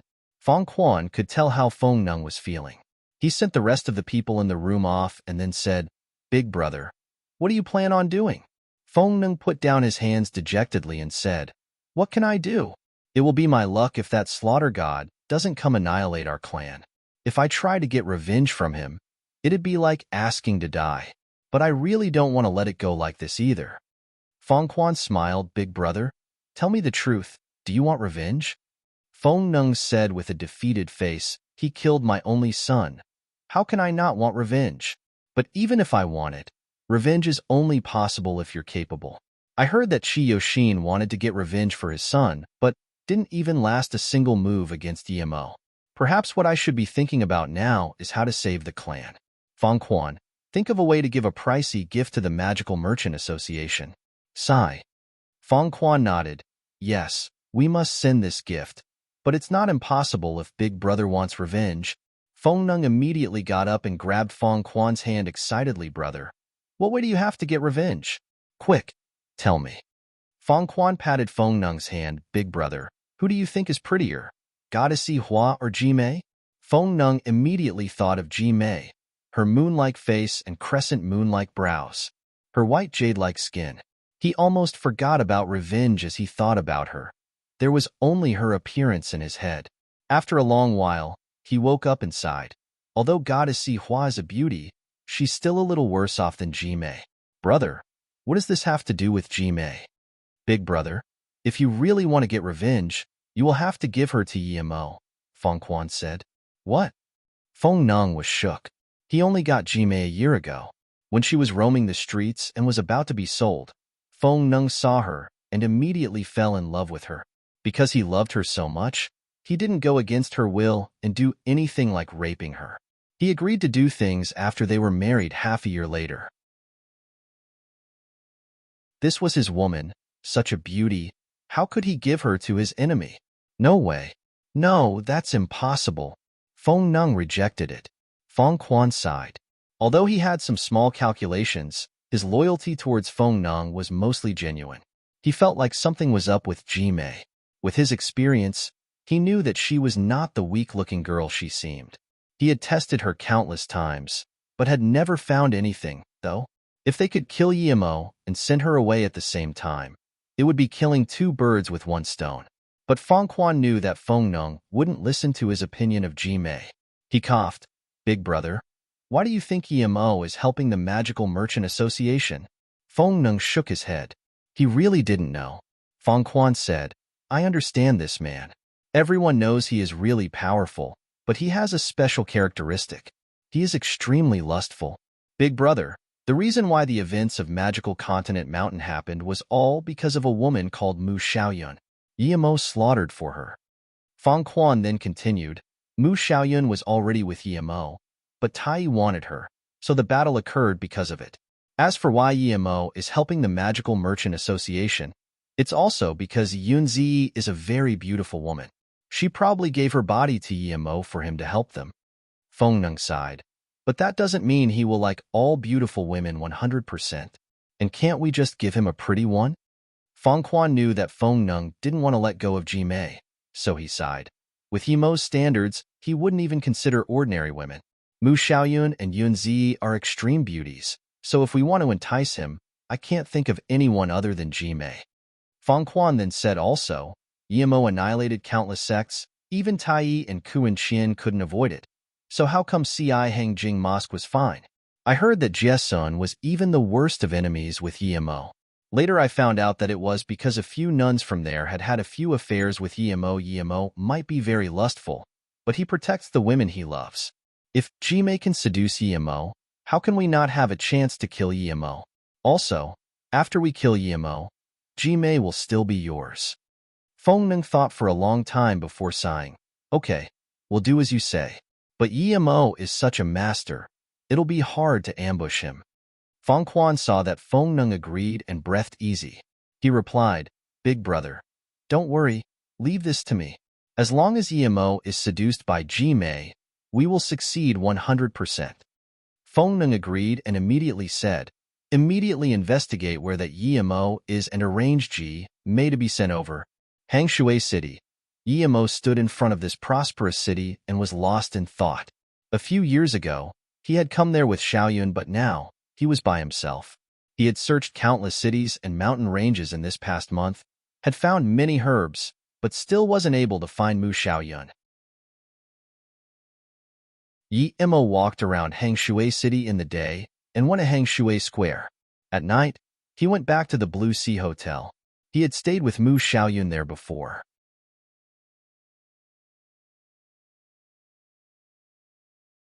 Chapter 763. Intervene when things aren't right. Chapter 763. Intervene when things aren't right. What? Yimo is already in Hangshui? Feng Nung looked at Feng Quan in disbelief. The boat to the mortal side had left 10 days ago, and it was still on the sea. How could Yimo be in Hangshui already? Could he fly? Feng Quan nodded, but his expression was very strange too. He said after thinking for a while, Big brother, he was able to annihilate many sects in one day. How did he do it? I thought he had a flying pet, but now it seems like he can fly himself. Can he really fly? Feng Nung was more shocked than Feng Quan.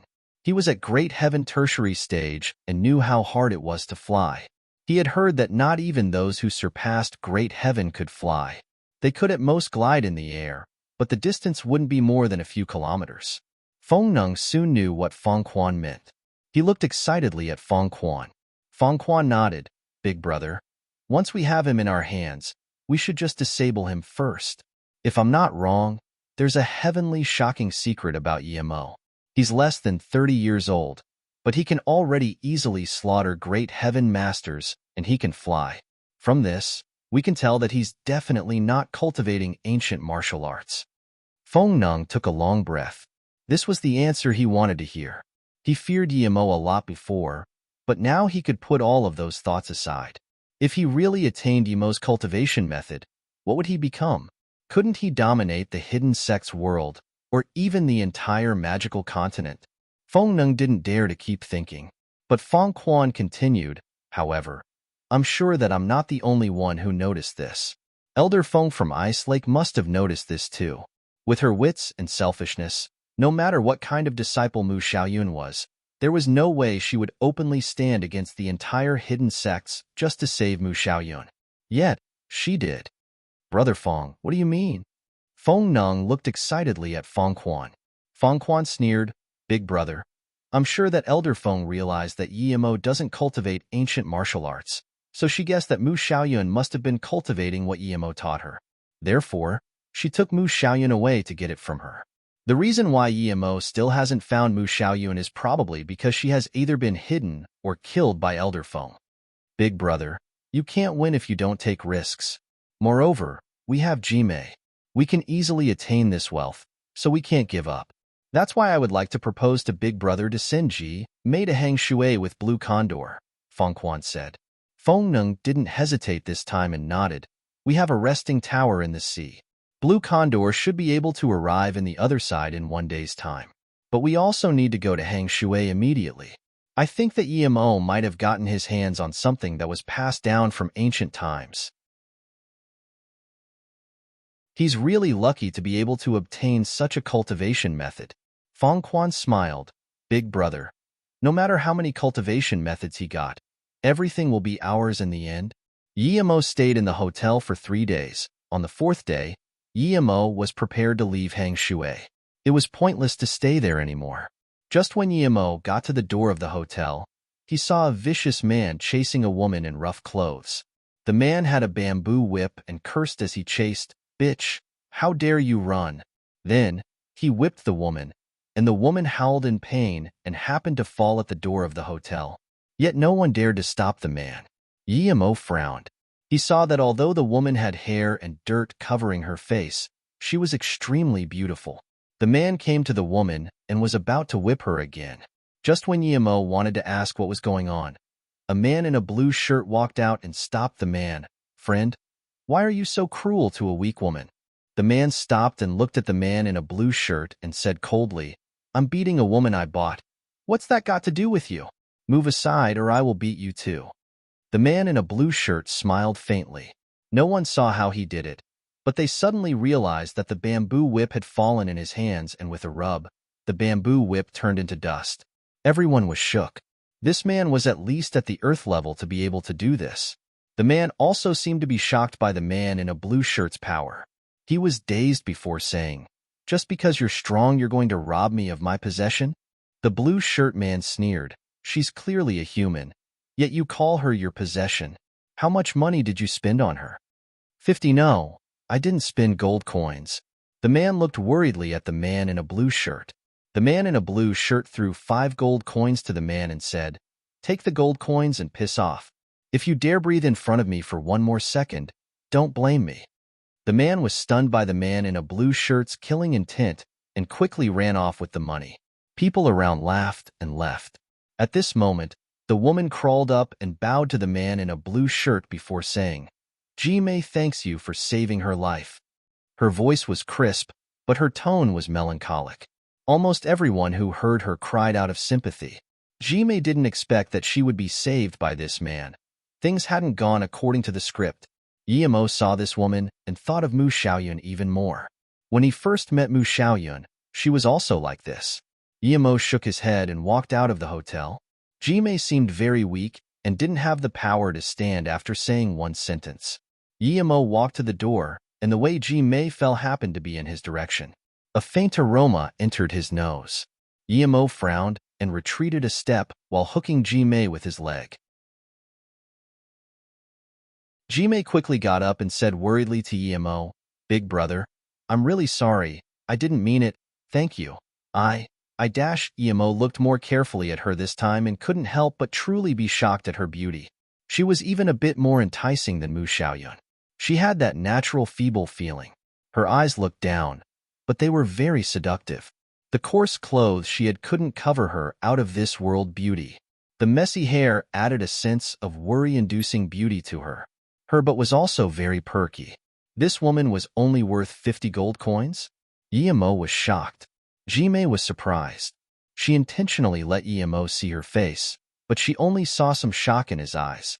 He didn't try to chat her up with lustful intent as she expected.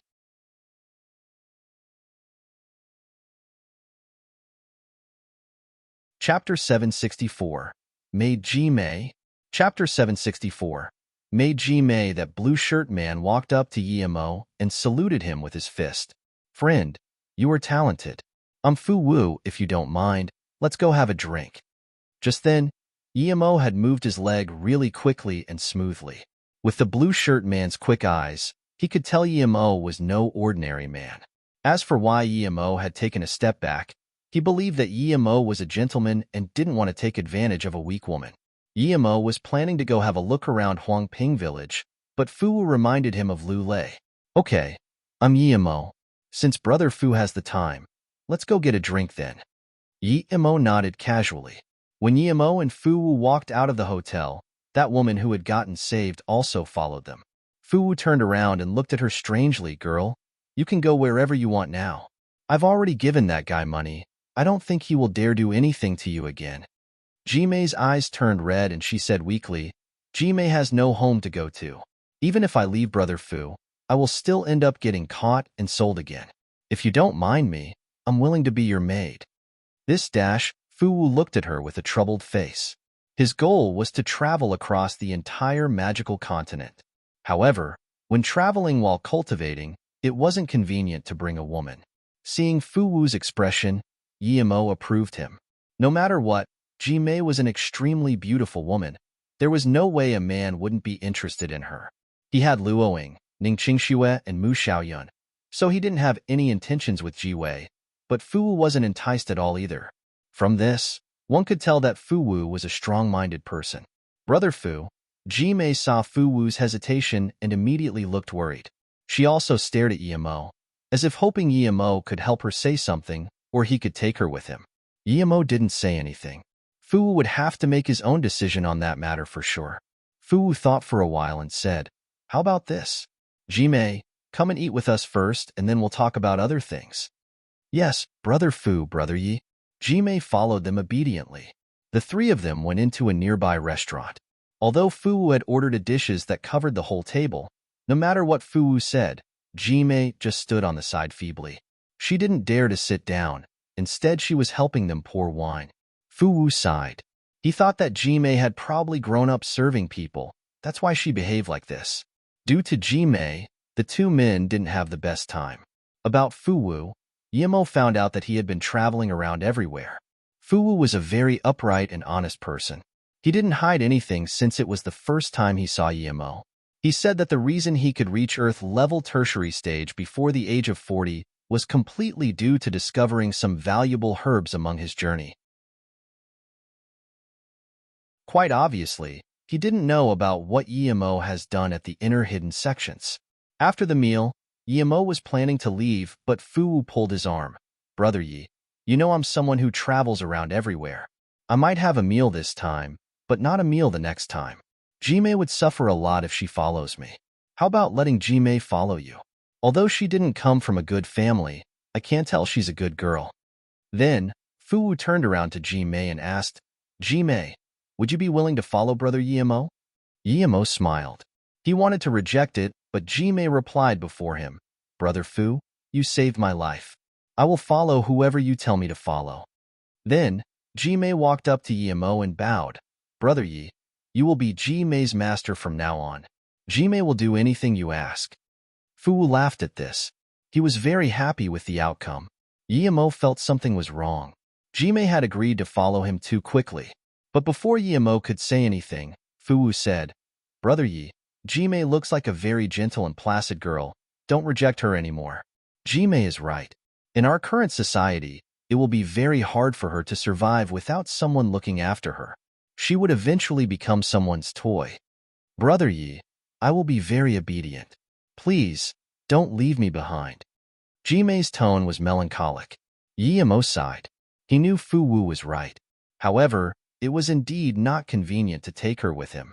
Yi Emo subconsciously looked at Jimei and scanned her with his spirit sense. Suddenly, Yi Emo noticed something was wrong.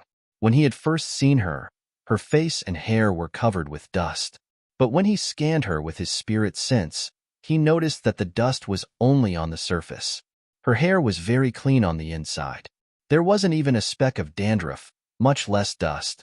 Considering how she had happened to fall on him at the hotel, Yi Emo was suspicious. Yi Emo didn't restrain himself anymore and scanned his spirit sense inside her body. Her skin was snow-white and clean. Yi Emo was suddenly shook and immediately took back his spirit sense. He was astonished. Jimei was a cultivator and someone much more powerful than him. She was at least at chi-gathering peak. He didn't know if Jimei had noticed his spirit sense, but he was sure that she was scheming something. Yi Emo could also tell that she was injured and had lost all her power. That was probably why she couldn't let out her spirit sense, but Yi Emo didn't dare to scan her anymore. That woman was scary.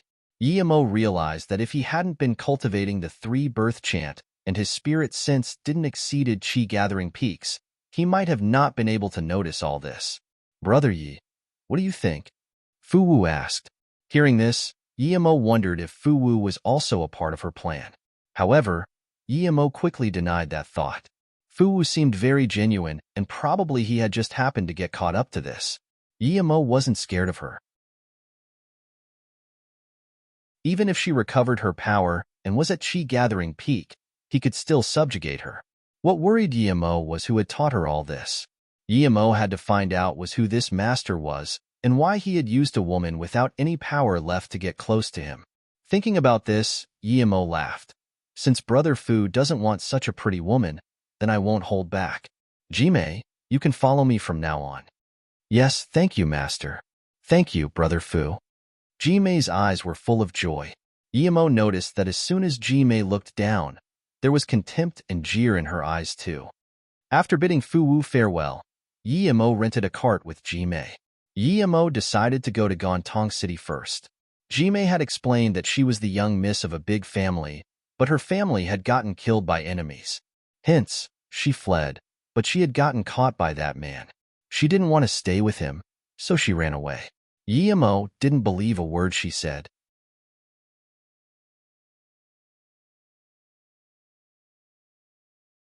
Chapter 765. Fearsome Master. Chapter 765. Fearsome Master. As though knowing that Yi Emo didn't like to talk much, Jimei didn't say much either, and just served Yi Emo obediently. What made her feel strange was that someone as lustful as Yi Emo didn't ask her to sleep with him. Shilin Town was a small town near Gontong City. Yi Emo arrived there after riding a cart for a week. It was just noon now. What made Jimei feel strange again was that Yi Emo for the first time wasn't in a rush to continue traveling, and instead he stopped at the town and asked for 2 rooms at a hotel. No matter what Yi Emo did, Jimei wouldn't ask questions. It was as though she really was a maid. Jimei, I need to cultivate till night, so don't disturb me and don't let anyone disturb me. Yi Emo closed the door and said. He noticed that wherever he stopped, there always seemed to be someone watching their cart. Yi Emo could tell that it wasn't Jimei wanting to look for trouble with him, but the person behind her. Jimei's powers were all lost, so perhaps she was being controlled by the people behind her. Someone who could abolish the power of a peak-stage chi-gathering cultivator must be at least at the foundation establishment state. Yes, Master, Jimei agreed. Yi Emo nodded and went into the room, closing the door. He was sure that Jimei had lost her powers and couldn't use any spirit sense, but just in case, he still set up a spirit sense blocking formation. Yi Emo watched Jimei with his spirit sense and noticed her just dazing in her room, so he didn't bother with her any longer. He took a great chi-increasing pill and started digesting the pill. He knew she was at least a chi-gathering peak cultivator, so he was all the more urgently trying to increase his cultivation. When Yi Emo opened his eyes again, he noticed it was dark. He scanned his spirit sense into the room next door and found Jimei cooking something. Emo looked at the herbs and noticed that what she was cooking could make people lose their inner chi for some time when inhaled. Was she planning to use that against him? Emo sneered. That would only make his chi a little weaker even if he ate it. At midnight, when Emo digested the second great chi-increasing pill, two people appeared in her room. He had never seen the two before, but Emo scanned with his spirit sense and knew that one was at the Great Heaven tertiary stage and another at the Great Heaven primary stage. Emo noticed that the things Ji-Mei had been cooked had been made into incense, and it was burning. Emo stood up in shock. He didn't expect that Ji-Mei would have made that to deal with the two Great Heaven fellows. Emo also noticed a big blue condor by the room. Did those two ride that here? Emo took away the formation and neared the wall. He wanted to hear what the relationship between these three was. Ji-Mei, what incense is this? As Feng smelled it, he asked. Ji-Mei blushed and bowed to the two, saying quietly, "It's an aphrodisiac incense. I bought it in the town.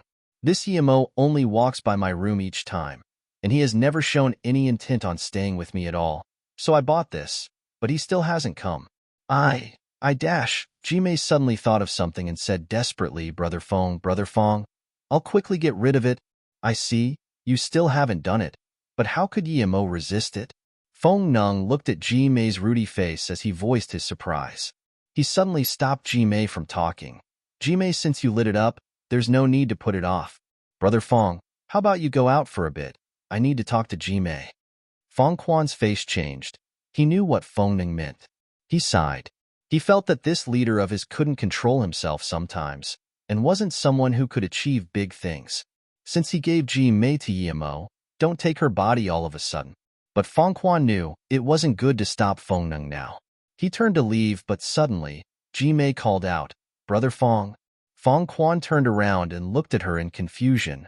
What is it? Ji-Mei bit her lips as though there was something she couldn't say. It was as though she liked Feng Quan and not Feng Nung. The scene fell silent. After a long while, Feng Nung's face looked unhappy. Ji-Mei, what do you have to say? Suddenly, Feng Quan's face changed, and he said desperately, wait, this isn't aphrodisiac incense. Why was Ji-Mei tricking them? Feng Quan wanted to disintegrate it immediately, but when he palmed towards it, he found that he already couldn't use any inner chi. Feng Quan's face changed immediately.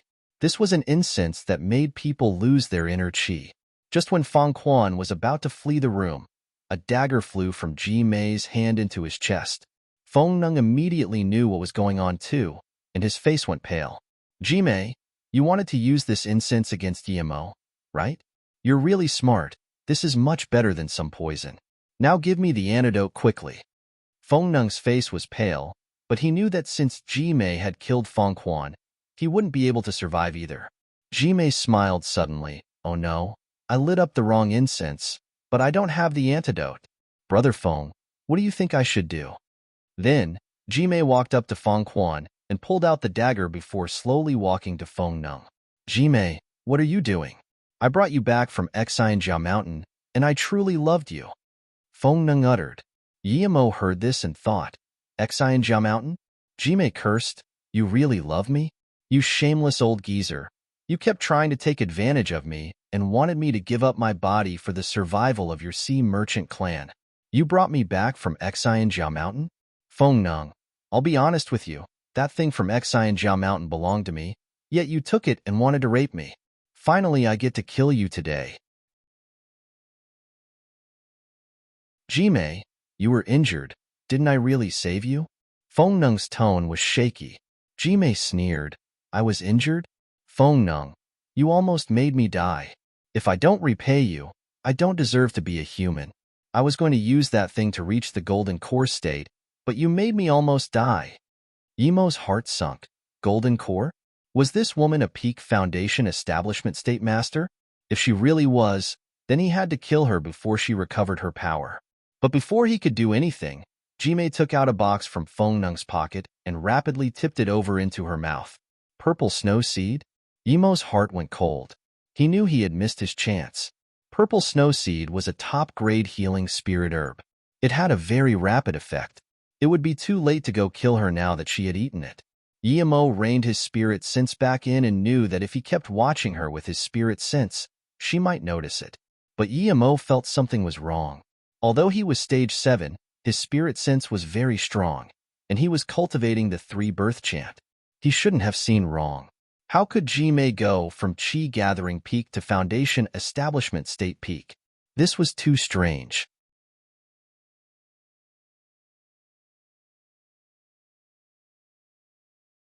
Chapter 766, Luo Yin's Old Home.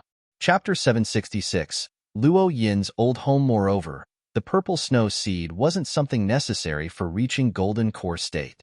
The purple snow seed was a top-grade healing herb. It was better than the 1,000-year snow lotus seed, and it could be eaten straight away. It could also be made into a purple snow pill. The purple snow pill was a pill that increased the chances of reaching Foundation Establishment State, but its potency was far weaker than the Foundation Establishment pill. However, it was as hard to make as the Foundation Establishment pill, so rarely anyone used it to reach Foundation Establishment State. Jime had said that Feng Nong had stopped her from reaching Golden Core stage. Yet, Feng Nong had taken the purple snow seed, so something wasn't right. No matter what, Yemo knew that it was the Sea Merchant clan looking for trouble with him. Feng Nong had happened to be able to control Jime, but now that Jime had recovered her power, the first person she would kill would be Feng Na. He didn't need to do anything anymore. He didn't dare scan his spirit sense in the room next door either. No matter how overpowered his 3-birth chant was, it was nothing against a Foundation Establishment State Peak martial artist. Yemo poured himself a cup of tea and sat down. He realized that if Jime really was at Foundation Establishment State Peak, then he would get caught. Jime would kill him for sure. In that case, he might as well sit down. Furthermore, there was no conflict between them. Thinking about this, Yemo hid all his cultivation essence. If someone searched him with their spirit sense, they would find that he was an ordinary Great Heaven tertiary stage martial artist. Indeed, Yemo didn't have to sit for long until he noticed a spirit sense scanning in there. It was clearing looking at his situation. Yemo was suspicious. That spirit sense was at most at Chi Gathering Peak. Had she said that she was at almost Golden Core to make him feel scared? The next moment, someone knocked on Yemo's room. Yemo sighed. What had to come, had to come. He got up and opened the door, letting Jime walk in. He could tell she had recovered her powers. Seeing Yemo frown, Jime smiled. Thank you for these past few days, Master. I shouldn't have come to disturb you this late, but I'm leaving. I won't be able to serve Master in the future, so I came to tell you. Yemo breathed at ease. It seemed that she didn't intend to kill him. After a while, since Yemo wasn't telling her to wait until daylight to leave, and Yemo didn't comment anything about her sudden strange behavior, Jime suddenly asked, Master, what do you think of my looks? Yemo was dazed. He didn't know why Jime was asking this, but he still said, You're very pretty. Oh. Jime smiled and said enticingly, But I heard you're very lustful. Since you think I'm pretty, why didn't you let me stay with you for the night? Yemo sneered. He knew that Jime wanted a reason to kill him, so he said, No wonder Brother Fu didn't want you to follow him. It's only been a few days, and you already showed your true self. I think it was probably an act that day you were beaten. But even if I'm lustful, I'm not interested in a bitch like you. Yemo couldn't help to think of Mu Xiaoyun. Her feelings were true love. Jime wouldn't be able to pretend that no matter what. After hearing this, Jime was dazed. She immediately looked angry, but soon it disappeared. Jime sighed. I heard you killed countless masters for your girl and that you were very lustful, but now it seems rumors really can't be trusted. Indeed, I was coerced a few days ago, but I actually was getting beaten. You and Fu Wu are both nice people. You're at Great Heaven tertiary stage, yet you could kill that many Great Heaven peak masters. You're really talented in ancient martial arts. Jime suddenly shot out a fireball and said plainly, Although you're not bad, if I wanted to kill you, I could with just simply raising my hand. But seeing that you're an honest person, I'll let you go. Then, Jime threw her fireball to the tea table in front of Yemo. Yemo saw the fireball and immediately realized that he had overestimated this woman. The fireball was far weaker than his.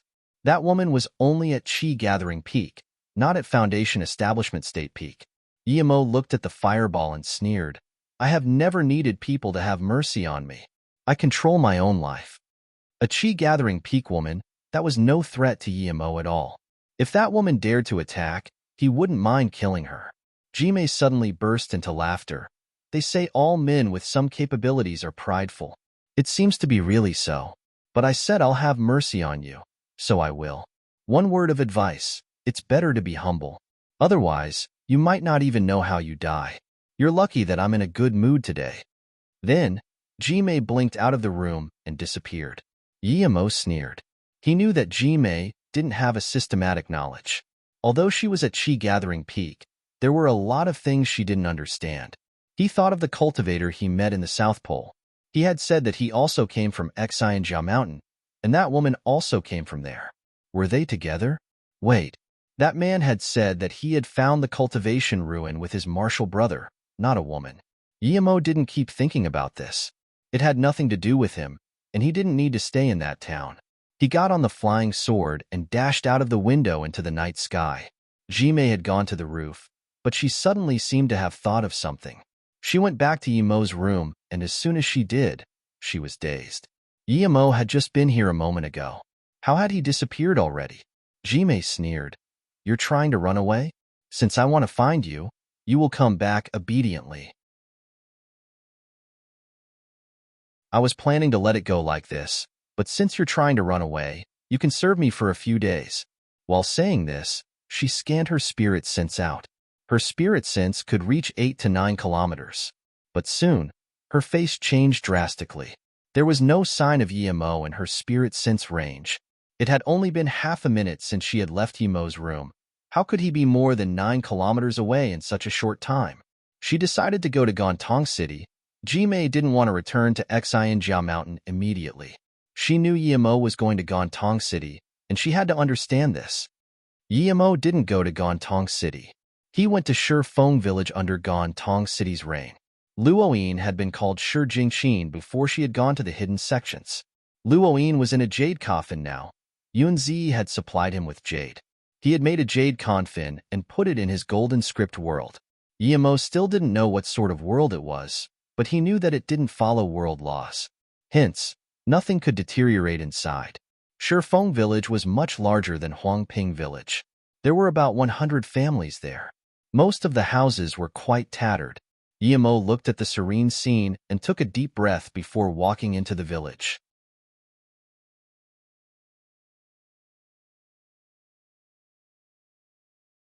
Chapter 767. You annihilated the Tai sect? Chapter 767. You annihilated the Tai sect? Yemo stopped a few tea-picking girls and asked politely, girls, may I ask if Shi Jingqin's family lives here? Those girls who were stopped all bravely looked into Yemo's eyes at first with eyes that had fire in them. But after Yemo asked about Shi Jingqin, their faces changed drastically, and they all avoided Yemo and turned to leave. Yemo felt strange. Was Shi Jingqin not welcomed in this village?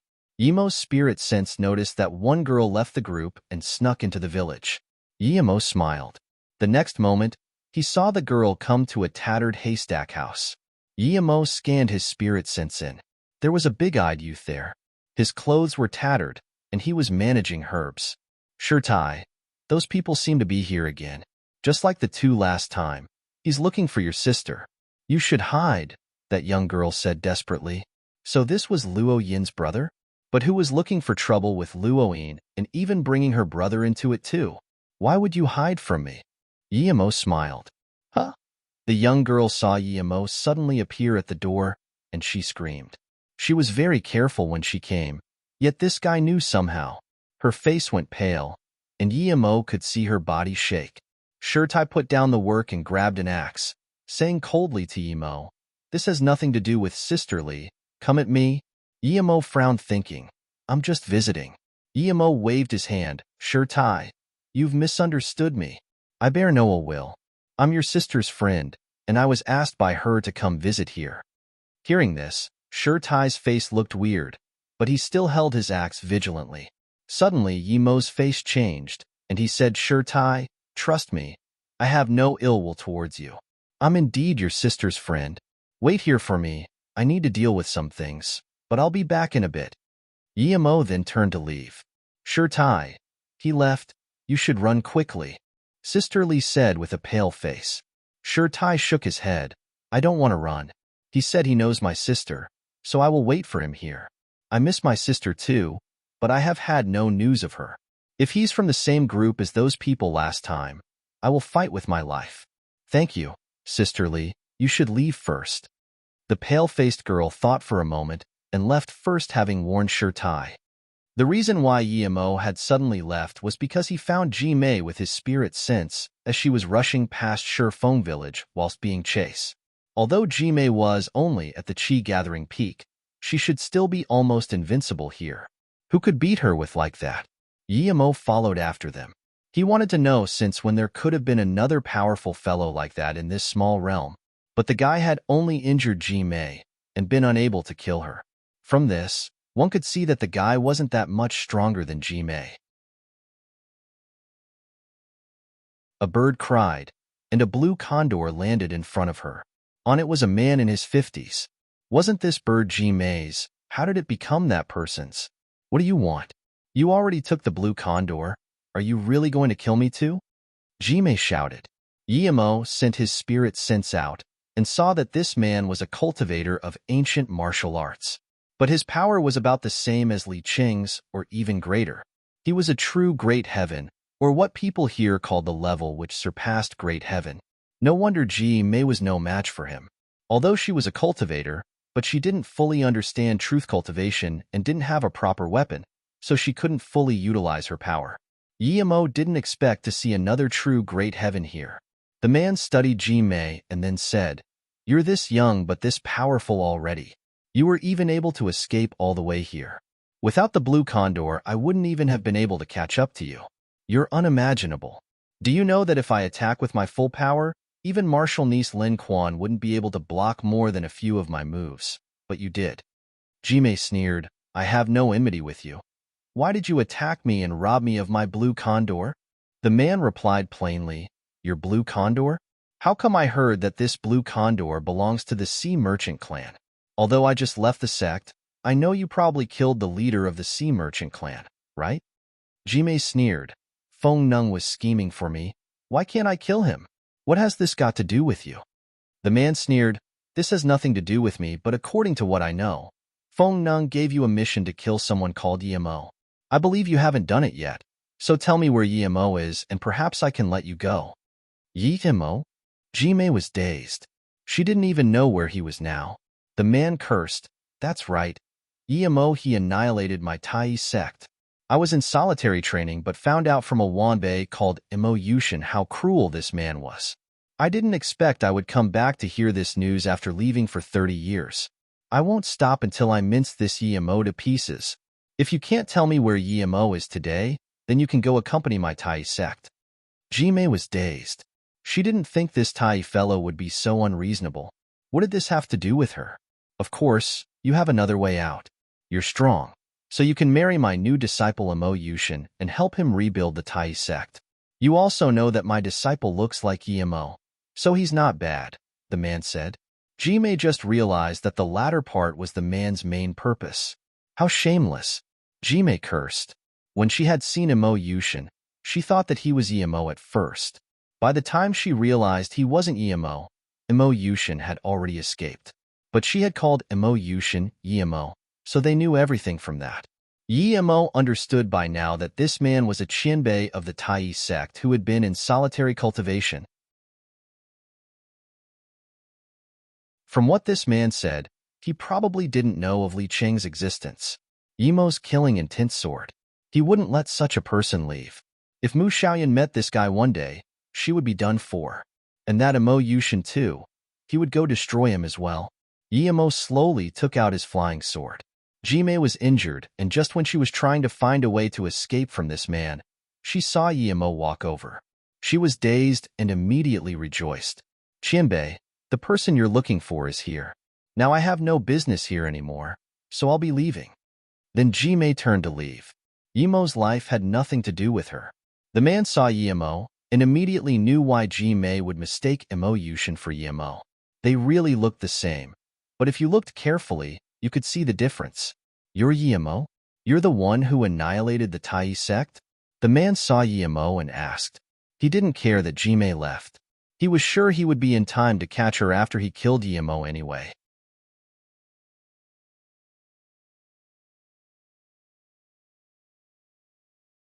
Chapter 768. Kill? Chapter 768. Kill Yemo smiled at this man and then flicked the sword in his hand. I didn't think I would be seeing the second true Great Heaven Master. This must mean that Kuan Qian and Ci Hang Jing Mosque also have Great Heaven Masters.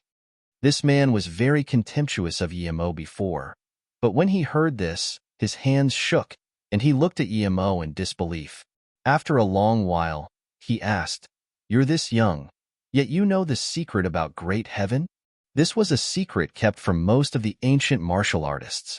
He himself had only found out about it after he broke through the peak of the heaven stage. This Yemo had mentioned it so casually. Was he also a real Great Heaven Master? Yemo ignored the question and asked, "Do you know Li Cheng?" "Li Cheng? I have some impression of him." The man thought for a moment and said, but he soon remembered his purpose of finding Yemo. "Even if you know the secret of Great Heaven, you won't escape death today." Then, his long sword turned into a flurry of sword shadows as it struck towards Yemo. Yemo knew this was the man not considering him as an opponent, so without thinking, Yemo raised his fist and hit the sword shadows. Thud, the man and Yemo took a step back each. Yemo was sure that the man was stronger than Li Cheng, but he wasn't as strong as him. "You were able to find my sword within the sword flurry and hit it precisely? Very well, you're worthy of witnessing 80% of my full power." The man struck with his sword again, but this time it wasn't just sword shadows he displayed. His long sword produced an inch-long sword ray. Yemo nodded. This guy's inner chi was really strong. He could form such a long sword ray out of nothing. But Yemo wouldn't let his opponent act cocky without rebuttal, and he laughed contemptuously. "Old fart, keep bluffing like that and I won't even need to fight you. You will just blow yourself into the air if you keep elevating yourself like that." The sword ray left the sword and pierced at Yemo. But then immediately, more sword rays formed, and they all shot at Yemo, each of them with the same frigid killing intent. Yemo knew that if he let this man keep shooting his sword rays, he would eventually be surrounded by them. One wrong step then, and he would be shot. This guy was really strong, and this sword technique was also very powerful. If he could get it and comprehend it through the three birth chant, he could change it and then improve his fighting power. Yemo knew that his cultivation essence and spirit sense were strong, but his relative battle power wasn't strong. His fighting method was simplistic and could only allow him to reign dominant in this realm. There was a great disadvantage about his flying sword. It was very easy to kill opponents weaker than him with it, but for people on his level or higher, the flying sword could easily be controlled by them. Thinking about this man's sword technique, Yemo's heart burned with fire. He had to get it, which meant he had to kill this man. Yemo was sure that this fellow hadn't created it himself. He probably got it from some cultivation cave. More sword rays shot at Yemo as he was thinking. Yemo sneered, and his flying sword became the size of a door under the stimulation of his cultivation essence. This door-sized sword formed a cultivation essence whirlpool as it dragged in all the sword rays. A terribly unpleasant sound of explosions and metal clashing ensued as the remnant cultivation essence and sword rays splashed to the sides, shattering nearby rocks and leaves. Yemo breathed easy. He knew he could do this only because the man wasn't proficient in this sword technique. If he could control it freely like Yemo could his flying sword, then this method of counterattack wouldn't work. The man didn't expect Yemo to be able to break his ultimate move and was visibly shook. The man's battle experience clearly wasn't much to speak of. His sword rays had been annihilated, sure, but he wasn't on the lower hand at all yet. But he didn't make the next attack and instead chose to retreat and protect himself. Yemo, however, was very experienced in battle and saw through the man's lack of experience. He wasn't going to let this opportunity go. He didn't take back his flying sword, and instead let it fly towards the man while he punched out at the same time. But the man was still very strong and reacted rapidly. He understood he had lost the opportunity to stay ahead of his opponent, so he immediately put up an inner chi wall. This wasn't the first time Emo encountered such an inner chi wall, and he wasn't going to let it stop his flying sword. Just when Emo's flying sword was about to fly into the inner chi wall, it suddenly changed directions and shot into the air. Just when the man felt curious about how the sword could have changed direction in midair, Emo's punch was already approaching him. He couldn't mind the flying sword anymore and also punched from inside the inner chi wall, while his other hand prepared another sword technique move. Emo's punch broke the man's inner chi wall and clashed with his opponent's fist head-on. Before the man could feel happy about Emo fighting him head-on, he felt a sudden freezing, killing intent. He immediately thought of the flying sword that had flown into the air. His heart went cold, and he had a bad feeling. He subconsciously moved to the side while blocking his back with his sword. Clank, the man felt his sword break as his shoulders felt pain right after. Emo's flying sword then pierced his shoulders. Not good. His long sword was broken. Emo seemed to be controlling his sword telepathically. Thinking this was too absurd, the man finally started to feel fear towards Emo. He now knew he definitely was no match for Emo. As soon as his sword broke, the man shook his wrist. His long sword turned into countless shards, which all flew towards Emo. When he saw this move succeed, he knew his life was saved. All he needed to do next was to go onto the blue condor. Without checking the result of his attack, he dashed onto the blue condor, and the next moment, he flew into the air. Emo, I'll leave this enmity here for now, but if I don't pulverize your bones and annihilate your family in the future, I swear I'm not human, the man cursed in the air. Meanwhile, Emo's flying sword had formed a cultivation essence whirlpool again and stopped all the shards. The next moment, Emo flew into the air with his flying sword. Run away from his flying sword on a bird? Keep dreaming. The man never expected that Emo would be able to chase up in the air, so he just sat on the bird patching himself up. But when an approaching killing intent etched itself into his heart again, he shivered and subconsciously looked up. He horrifyingly saw Emo standing in front of him as a white ray fell on top of his head. No! He howled, before two parts of a body then fell down in a rain of blood. Meanwhile, the blue condor screeched and flew off.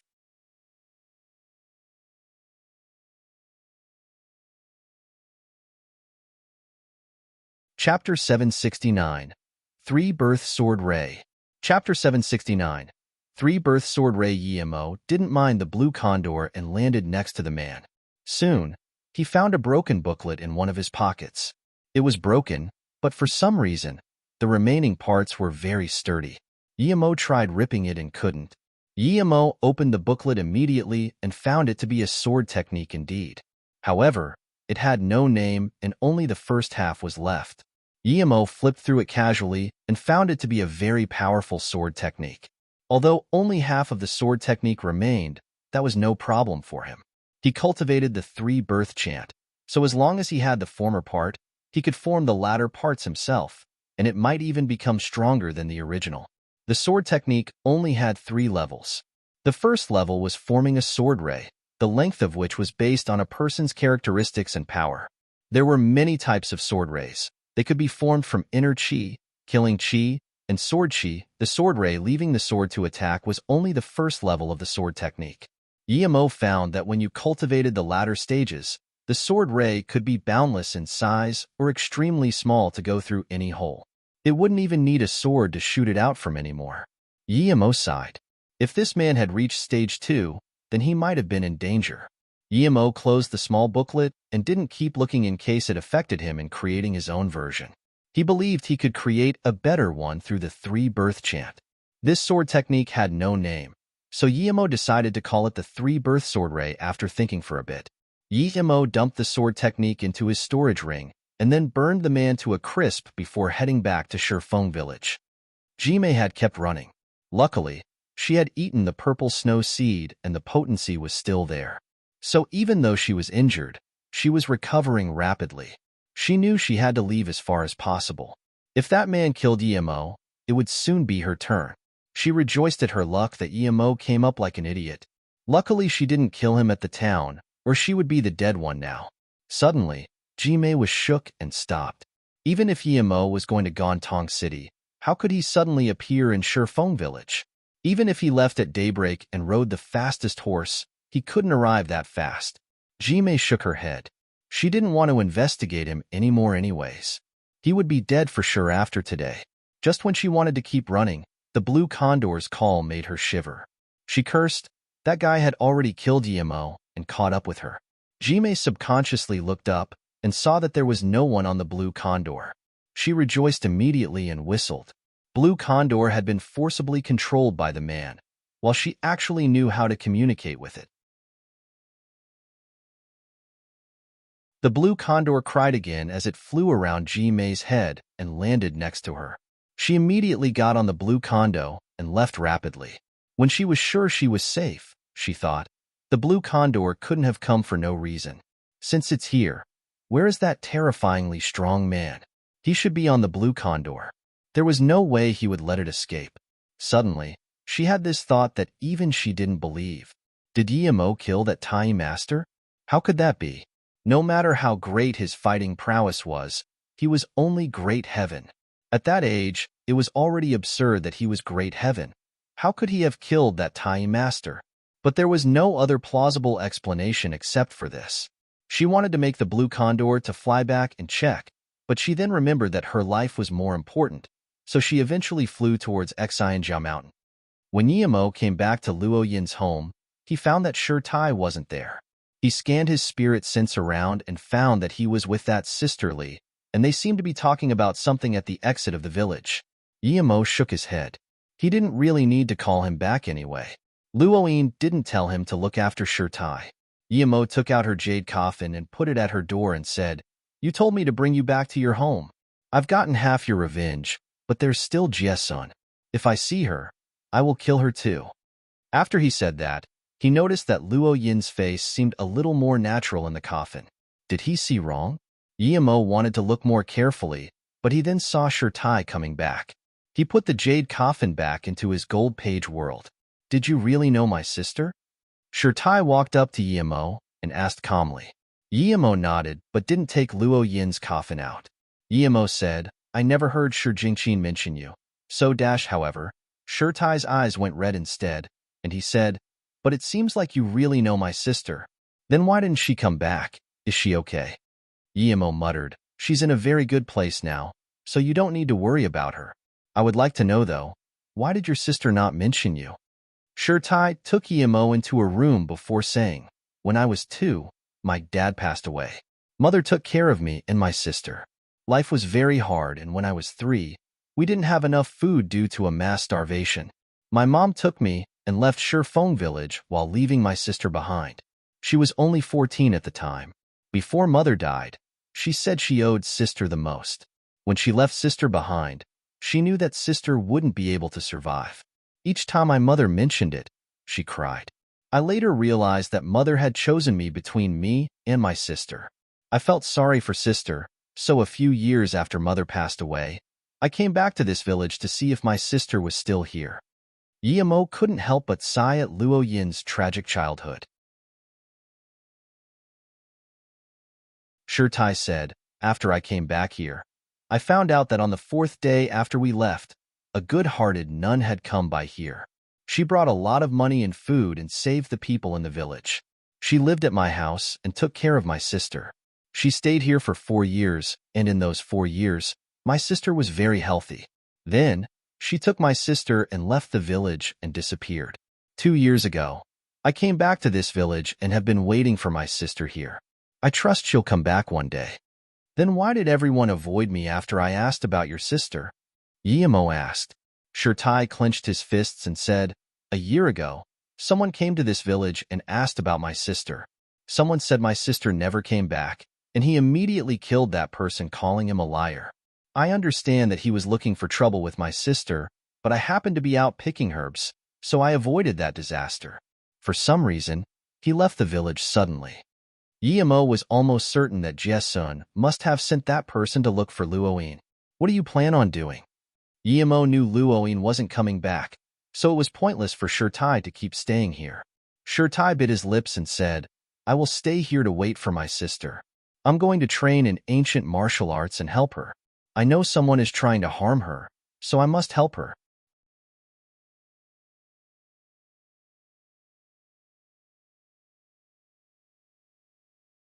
Chapter 770. First Disciple. Chapter 770. First Disciple. Yemo could only say helplessly, your sister is in solitary cultivation. The sect doesn't allow her to come out easily. Sometimes, people have to stay inside for a few decades, so stop waiting for your sister. And, if you really want to help your sister, do you think you can achieve reaching an astounding martial arts level in this village? I'm Yemo, your sister's friend. If you want to learn martial arts, I can teach you. Yemo thought that he had a whole stack of ancient martial arts cultivation methods. He could easily give him a few. Shirtai heard this and was dazed. However, he reacted quickly and knelt down on the ground. Master, I'm willing to learn. I want to learn. I know martial arts are very hard to learn, but I'm not afraid to work hard. Yemo shook his head and said, Get up first and put your hand on this machine. Yemo took out the testing device that Yunzi gave him. A wind spirit root? Yemo saw the talent that showed up and jumped in shock. He hadn't expected Shirtai's spirit root to be so absurdly special. It was such a pity to learn ancient martial arts with such spirit root. Yemo fell silent. Should he teach him truth cultivation? Shirtai looked anxiously at Yemo, wondering if he would be taken in as a disciple. After a long pause, Yemo sighed and looked at Shirtai. I have two types of cultivation methods. One is the ancient martial arts cultivation method. If you want it, you can have the most powerful heaven-level cultivation method. You could even become the strongest master in the magical continent. There's another type, which is the cultivation method I'm learning now. It's not ancient martial arts. Which one do you want to learn? If Shirtai chose to study ancient martial arts, he wouldn't take him in as a disciple and would give him some resources at most. But if Shirtai chose truth cultivation, then he would take Shirtai in as his disciple. Shirtai knelt down without hesitation and said, Master, I want to learn what you cultivate. Yemo approved Shirtai's cleverness. Of course, what he cultivated would be the best. If it wasn't good, why would he cultivate it? However, Shirtai was thinking that since he was Master's disciple, of course he should learn what the Master was cultivating. Okay, get up first. What I'm cultivating is something absurdly powerful. It's much stronger than ancient martial arts, but it's also very dangerous. When you're not strong enough, if someone finds out that you're cultivating another cultivation method, you might get killed. So the first rule is that you need to keep it a secret. Can you do it? Yes. Shirtai nodded. Yemo said, Okay, I'll teach you the primordial fortune chant. Remember it. Yemo gave Shirtai the cultivation method up to foundation establishment state, and then explained things to him carefully before giving him another black-level cultivation method.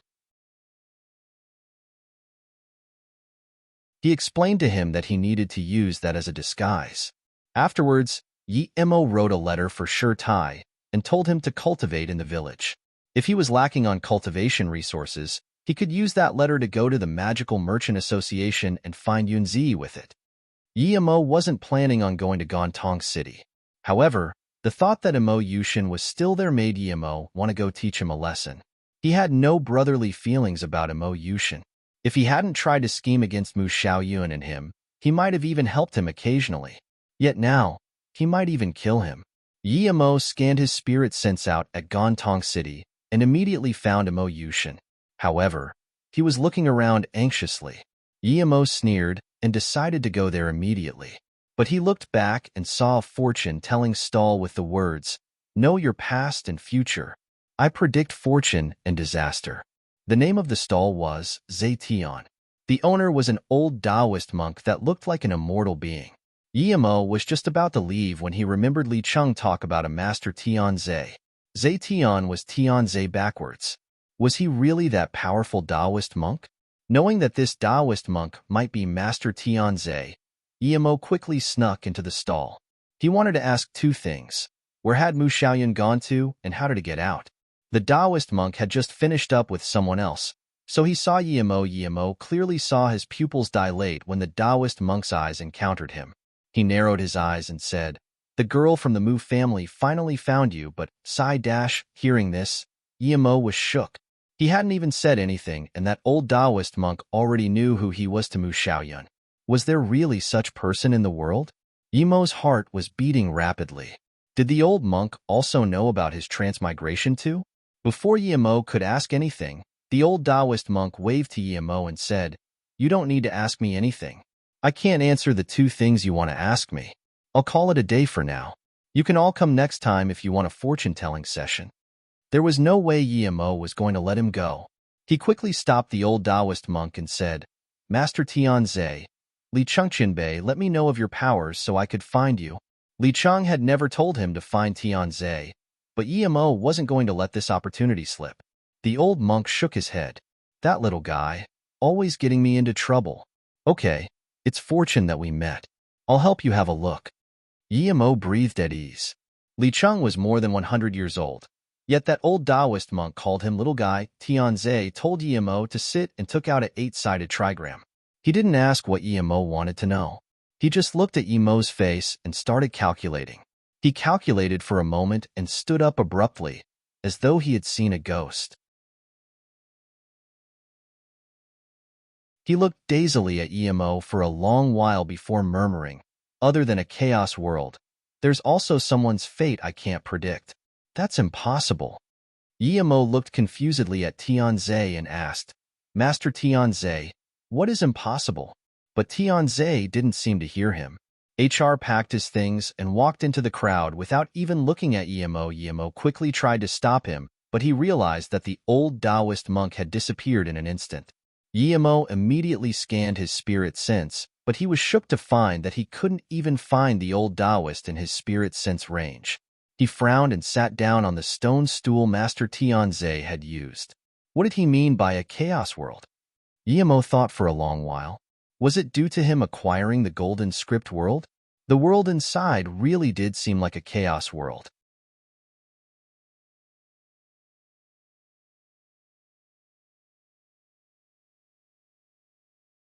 Chapter 771. Take her and leave. Chapter 771. Take her and leave. Yemo reflected about his golden page world and Master Tianze's identity.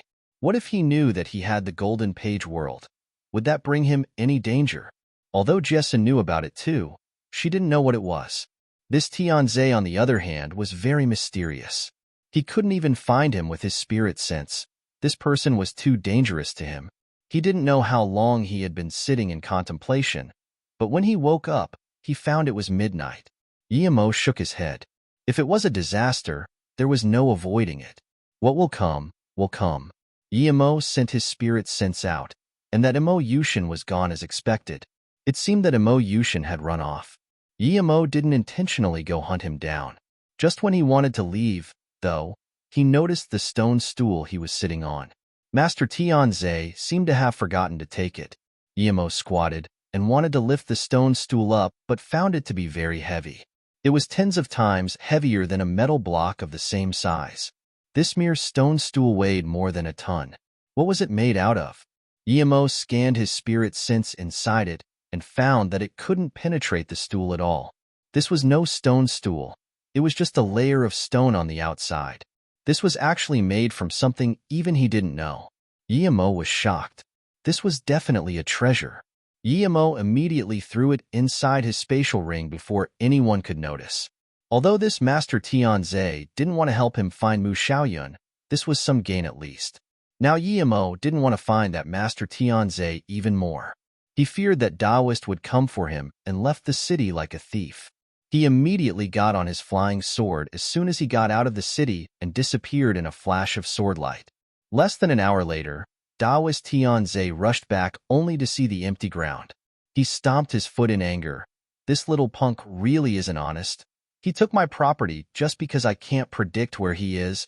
When Yemo went past Shifeng village, he looked at Tai with his spirit sense. He was cultivating at home indeed. Yemo nodded, feeling that this Tai would accomplish something in life. If Tai could reach the foundation establishment state in the small world, he would be able to pretty much crush anything in his path. Yemo didn't bother to go to Chan City and just went back to the hidden sex side of the world again. He went back to looking for herbs while looking for Mu Xiaoyun. Xianjiao Mountain. It was the place Yimo had always wanted to come. Although it didn't have as many spirit herbs as Wuwen Mountain, it was no smaller than the Wuwen Mountain ranges. Yimo spent a week finding herbs and ores, but still didn't find the cultivation ruin. If Jime didn't mention that she had also been cultivating at Xianjiao Mountain, perhaps Yimo would give up looking. But now, Yimo dug out a temporary cultivation cave in the mountain. On the same day, when Yimo just got back from collecting herbs, he saw a certain scene. 2 men and 1 woman were doing something shameless next to his cave. 1 man was at the earth-level primary stage, and 1 was at the black-level tertiary stage. The woman was at the yellow-level tertiary stage. Looking at their clothes, it appeared like the woman was getting raped at first, but when he inspected the woman further, she didn't seem to be getting raped. When Yimo walked to the door of his cave, the 2 men saw Yimo and immediately attacked Yimo. They didn't seem to want to listen to anything and just wanted to kill Yimo. Yimo was already unhappy that this was happening outside his cave, and now these 2 wanted to kill him? This made him truly pissed. He sent out 2 wind blades and then 2 fireballs at once. Moments later, the 2 men disappeared. The woman happened to open her eyes right then and saw Yimo staring at her. She screamed and fainted. Yimo shook his head. She dared to come this deep into the Xianjiao Mountain when she was only yellow level. She looked like she was in her 20s, and even though she was only decent looking, she had very big assets. Yimo wanted to say a clear mind chant for her and tell her to put on clothes when he suddenly heard the call of a condor. His spirit sense immediately noticed a blue condor. The next moment, Jime and her blue condor landed next to Yimo's cultivation cave. Martial's sister Xian lay. She looked at the woman on the ground. "It's you." Jime looked at Yimo. Yimo ignored this Jime now that he knew that she wasn't Foundation Establishment State Peak at all. "This is where I live. Take her away. I'm going to rest," Yimo said plainly. "You." Jime really wanted to kill Yimo immediately, but she didn't dare to. If Yimo was able to be standing there, that meant that the Tai Master had been killed for sure. If he could kill that Tai Sect Master and come to Xianjiao Mountain within a few days, she was no match for him at all. She didn't want to believe that Yimo could beat the Master at first, but now, he was standing right in front of her. "You're a master above great heaven, yet you do something this shameless." Jime was angry, but she didn't dare to attack Yimo. Yimo said coldly, "Take her away. This has nothing to do with me, and I'm not interested in her, nor am I interested in you. This is simply my place, so piss off already." "Nothing to do with you? Not interested in her? I've just been away for 15 minutes and dash." Jime saw Yimo's unhappy face now and subconsciously shivered. She didn't dare to speak anymore. If Yimo suddenly attacked her, or if he suddenly became interested in her, then things would only get worse. If she wanted revenge, she would have to wait until she broke through. Thinking like this, Jime quickly carried her unconscious martial sister onto the condor and left. Yimo went back to his home and cultivated the whole night. After another week, Yimo still didn't find anything. He was losing his patience. That cultivator at the South Pole might have lied to him. After leaving Xianjiao Mountain, Yimo started searching for spirit herbs all over the small world. He threw them all in his golden page world. Half a year passed quickly, and Yimo gathered countless spirit herbs and ores, but still had no news of Mu Xiaoyun. He didn't find the bitter 10 years either. Yimo didn't want to keep looking. He had left Luoyu for 5 years and longed to return. Yimo also felt that his formation skills had reached a certain level that was sufficient for him to have a go at the formation at Magical Continent Mountain. But before that, he still needed to go to Chan City and see how much resources Yunzi had managed to gather for him.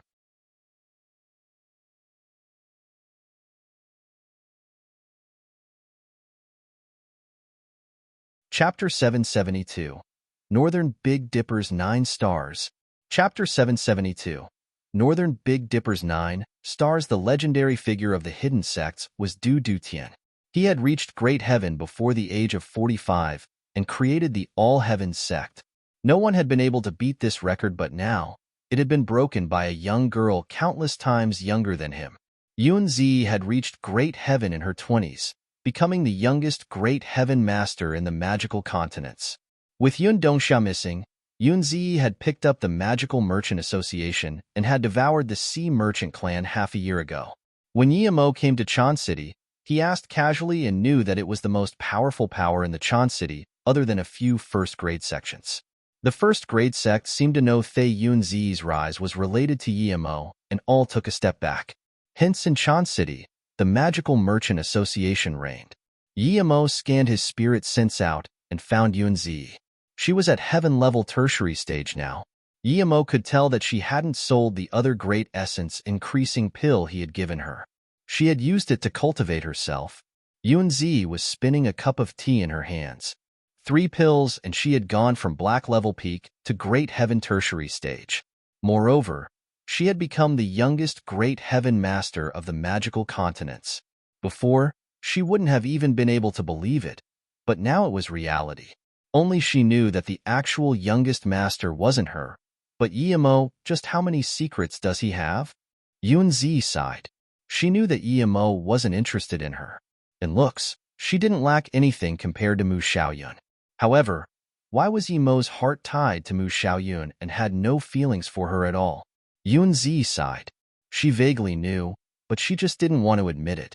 She wanted to get closer to Yimo, and not because she had fallen in love with him. She had an ulterior motive. If Yimo hadn't been that powerful, would she have wanted to get close to him? There was no way. What secret?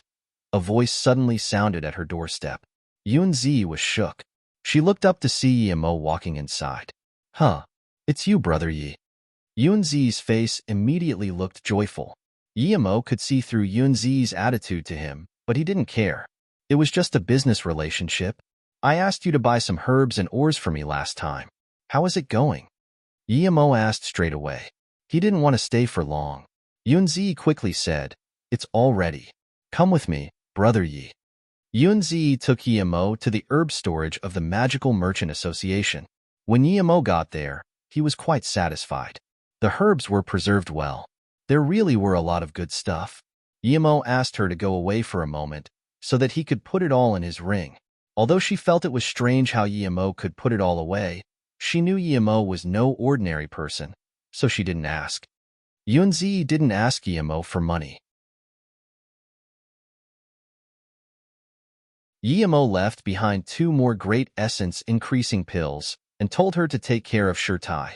He rejected her invitation and left Chan City. He had done all he could in that small world. He hadn't killed Jie Sun yet, but the magical continent was so big. It was very hard to find her. He had to go back now.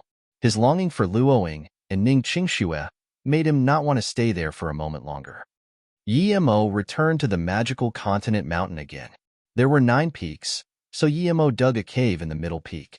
Then, he set up an invisibility formation outside his cave. He was prepared for a long battle there with the formation. The 7-peak formation was actually connected to the cosmos, and it kept changing positions based on time. The reason the hidden sects could only leave every 50 years was because just at that moment the formation got open. Yimo knew that if he wanted to go out, he needed to find a moment when the formation loosened. He studied the formation on his own and lost track of time. After another year, he had gotten to stage 8 middle stage of Qi gathering. Yet he still couldn't do anything about the 7-star formation. Until one day, when he found a formation door on the other 2 sects, Yimo realized that it wasn't a 7-star formation but a 9-star formation. This meant that what he had been studying before was all for nothing. Helplessly, he could only go to Chan City again and get Yun Zi to help him buy large amounts of formation books. Then, he went back and kept studying the 9-star formation. The 9 stars were 7 overt and 2 subvert. If he wanted to pass through this formation, he needed to understand the formation doors of the 2 subvert stars. Time flew by, and Yimo studied the formation every single day. After countless calculations, Yimo found 2 ways. One was to use large sums of top-grade spirit stones and forcibly connect with the 9-star formation's doors. However, not only did it require large amounts of spirit stones, it also needed him to be very powerful. Otherwise, the repulsive force of the formation would kill him and destroy the formation. The second way was to make another formation and connect it to the 9-star formation's doors. He would use his cultivation essence to search in the formation and find that sliver of time when the formation loosened. It was a stupid method, and he would need to be focused at all times, but he had no other way. At this moment, in a valley in the Duanhong Ranges in China, Luoying, Ning Qingxue, and Tang Beiwei stood by a huge rock. "Sister Luoying, did my brother leave from here?" Tang Beiwei asked strangely. "You're tuning in to the Warrior Lore YouTube channel. Don't forget to subscribe and join us on this journey to catch the most captivating stories.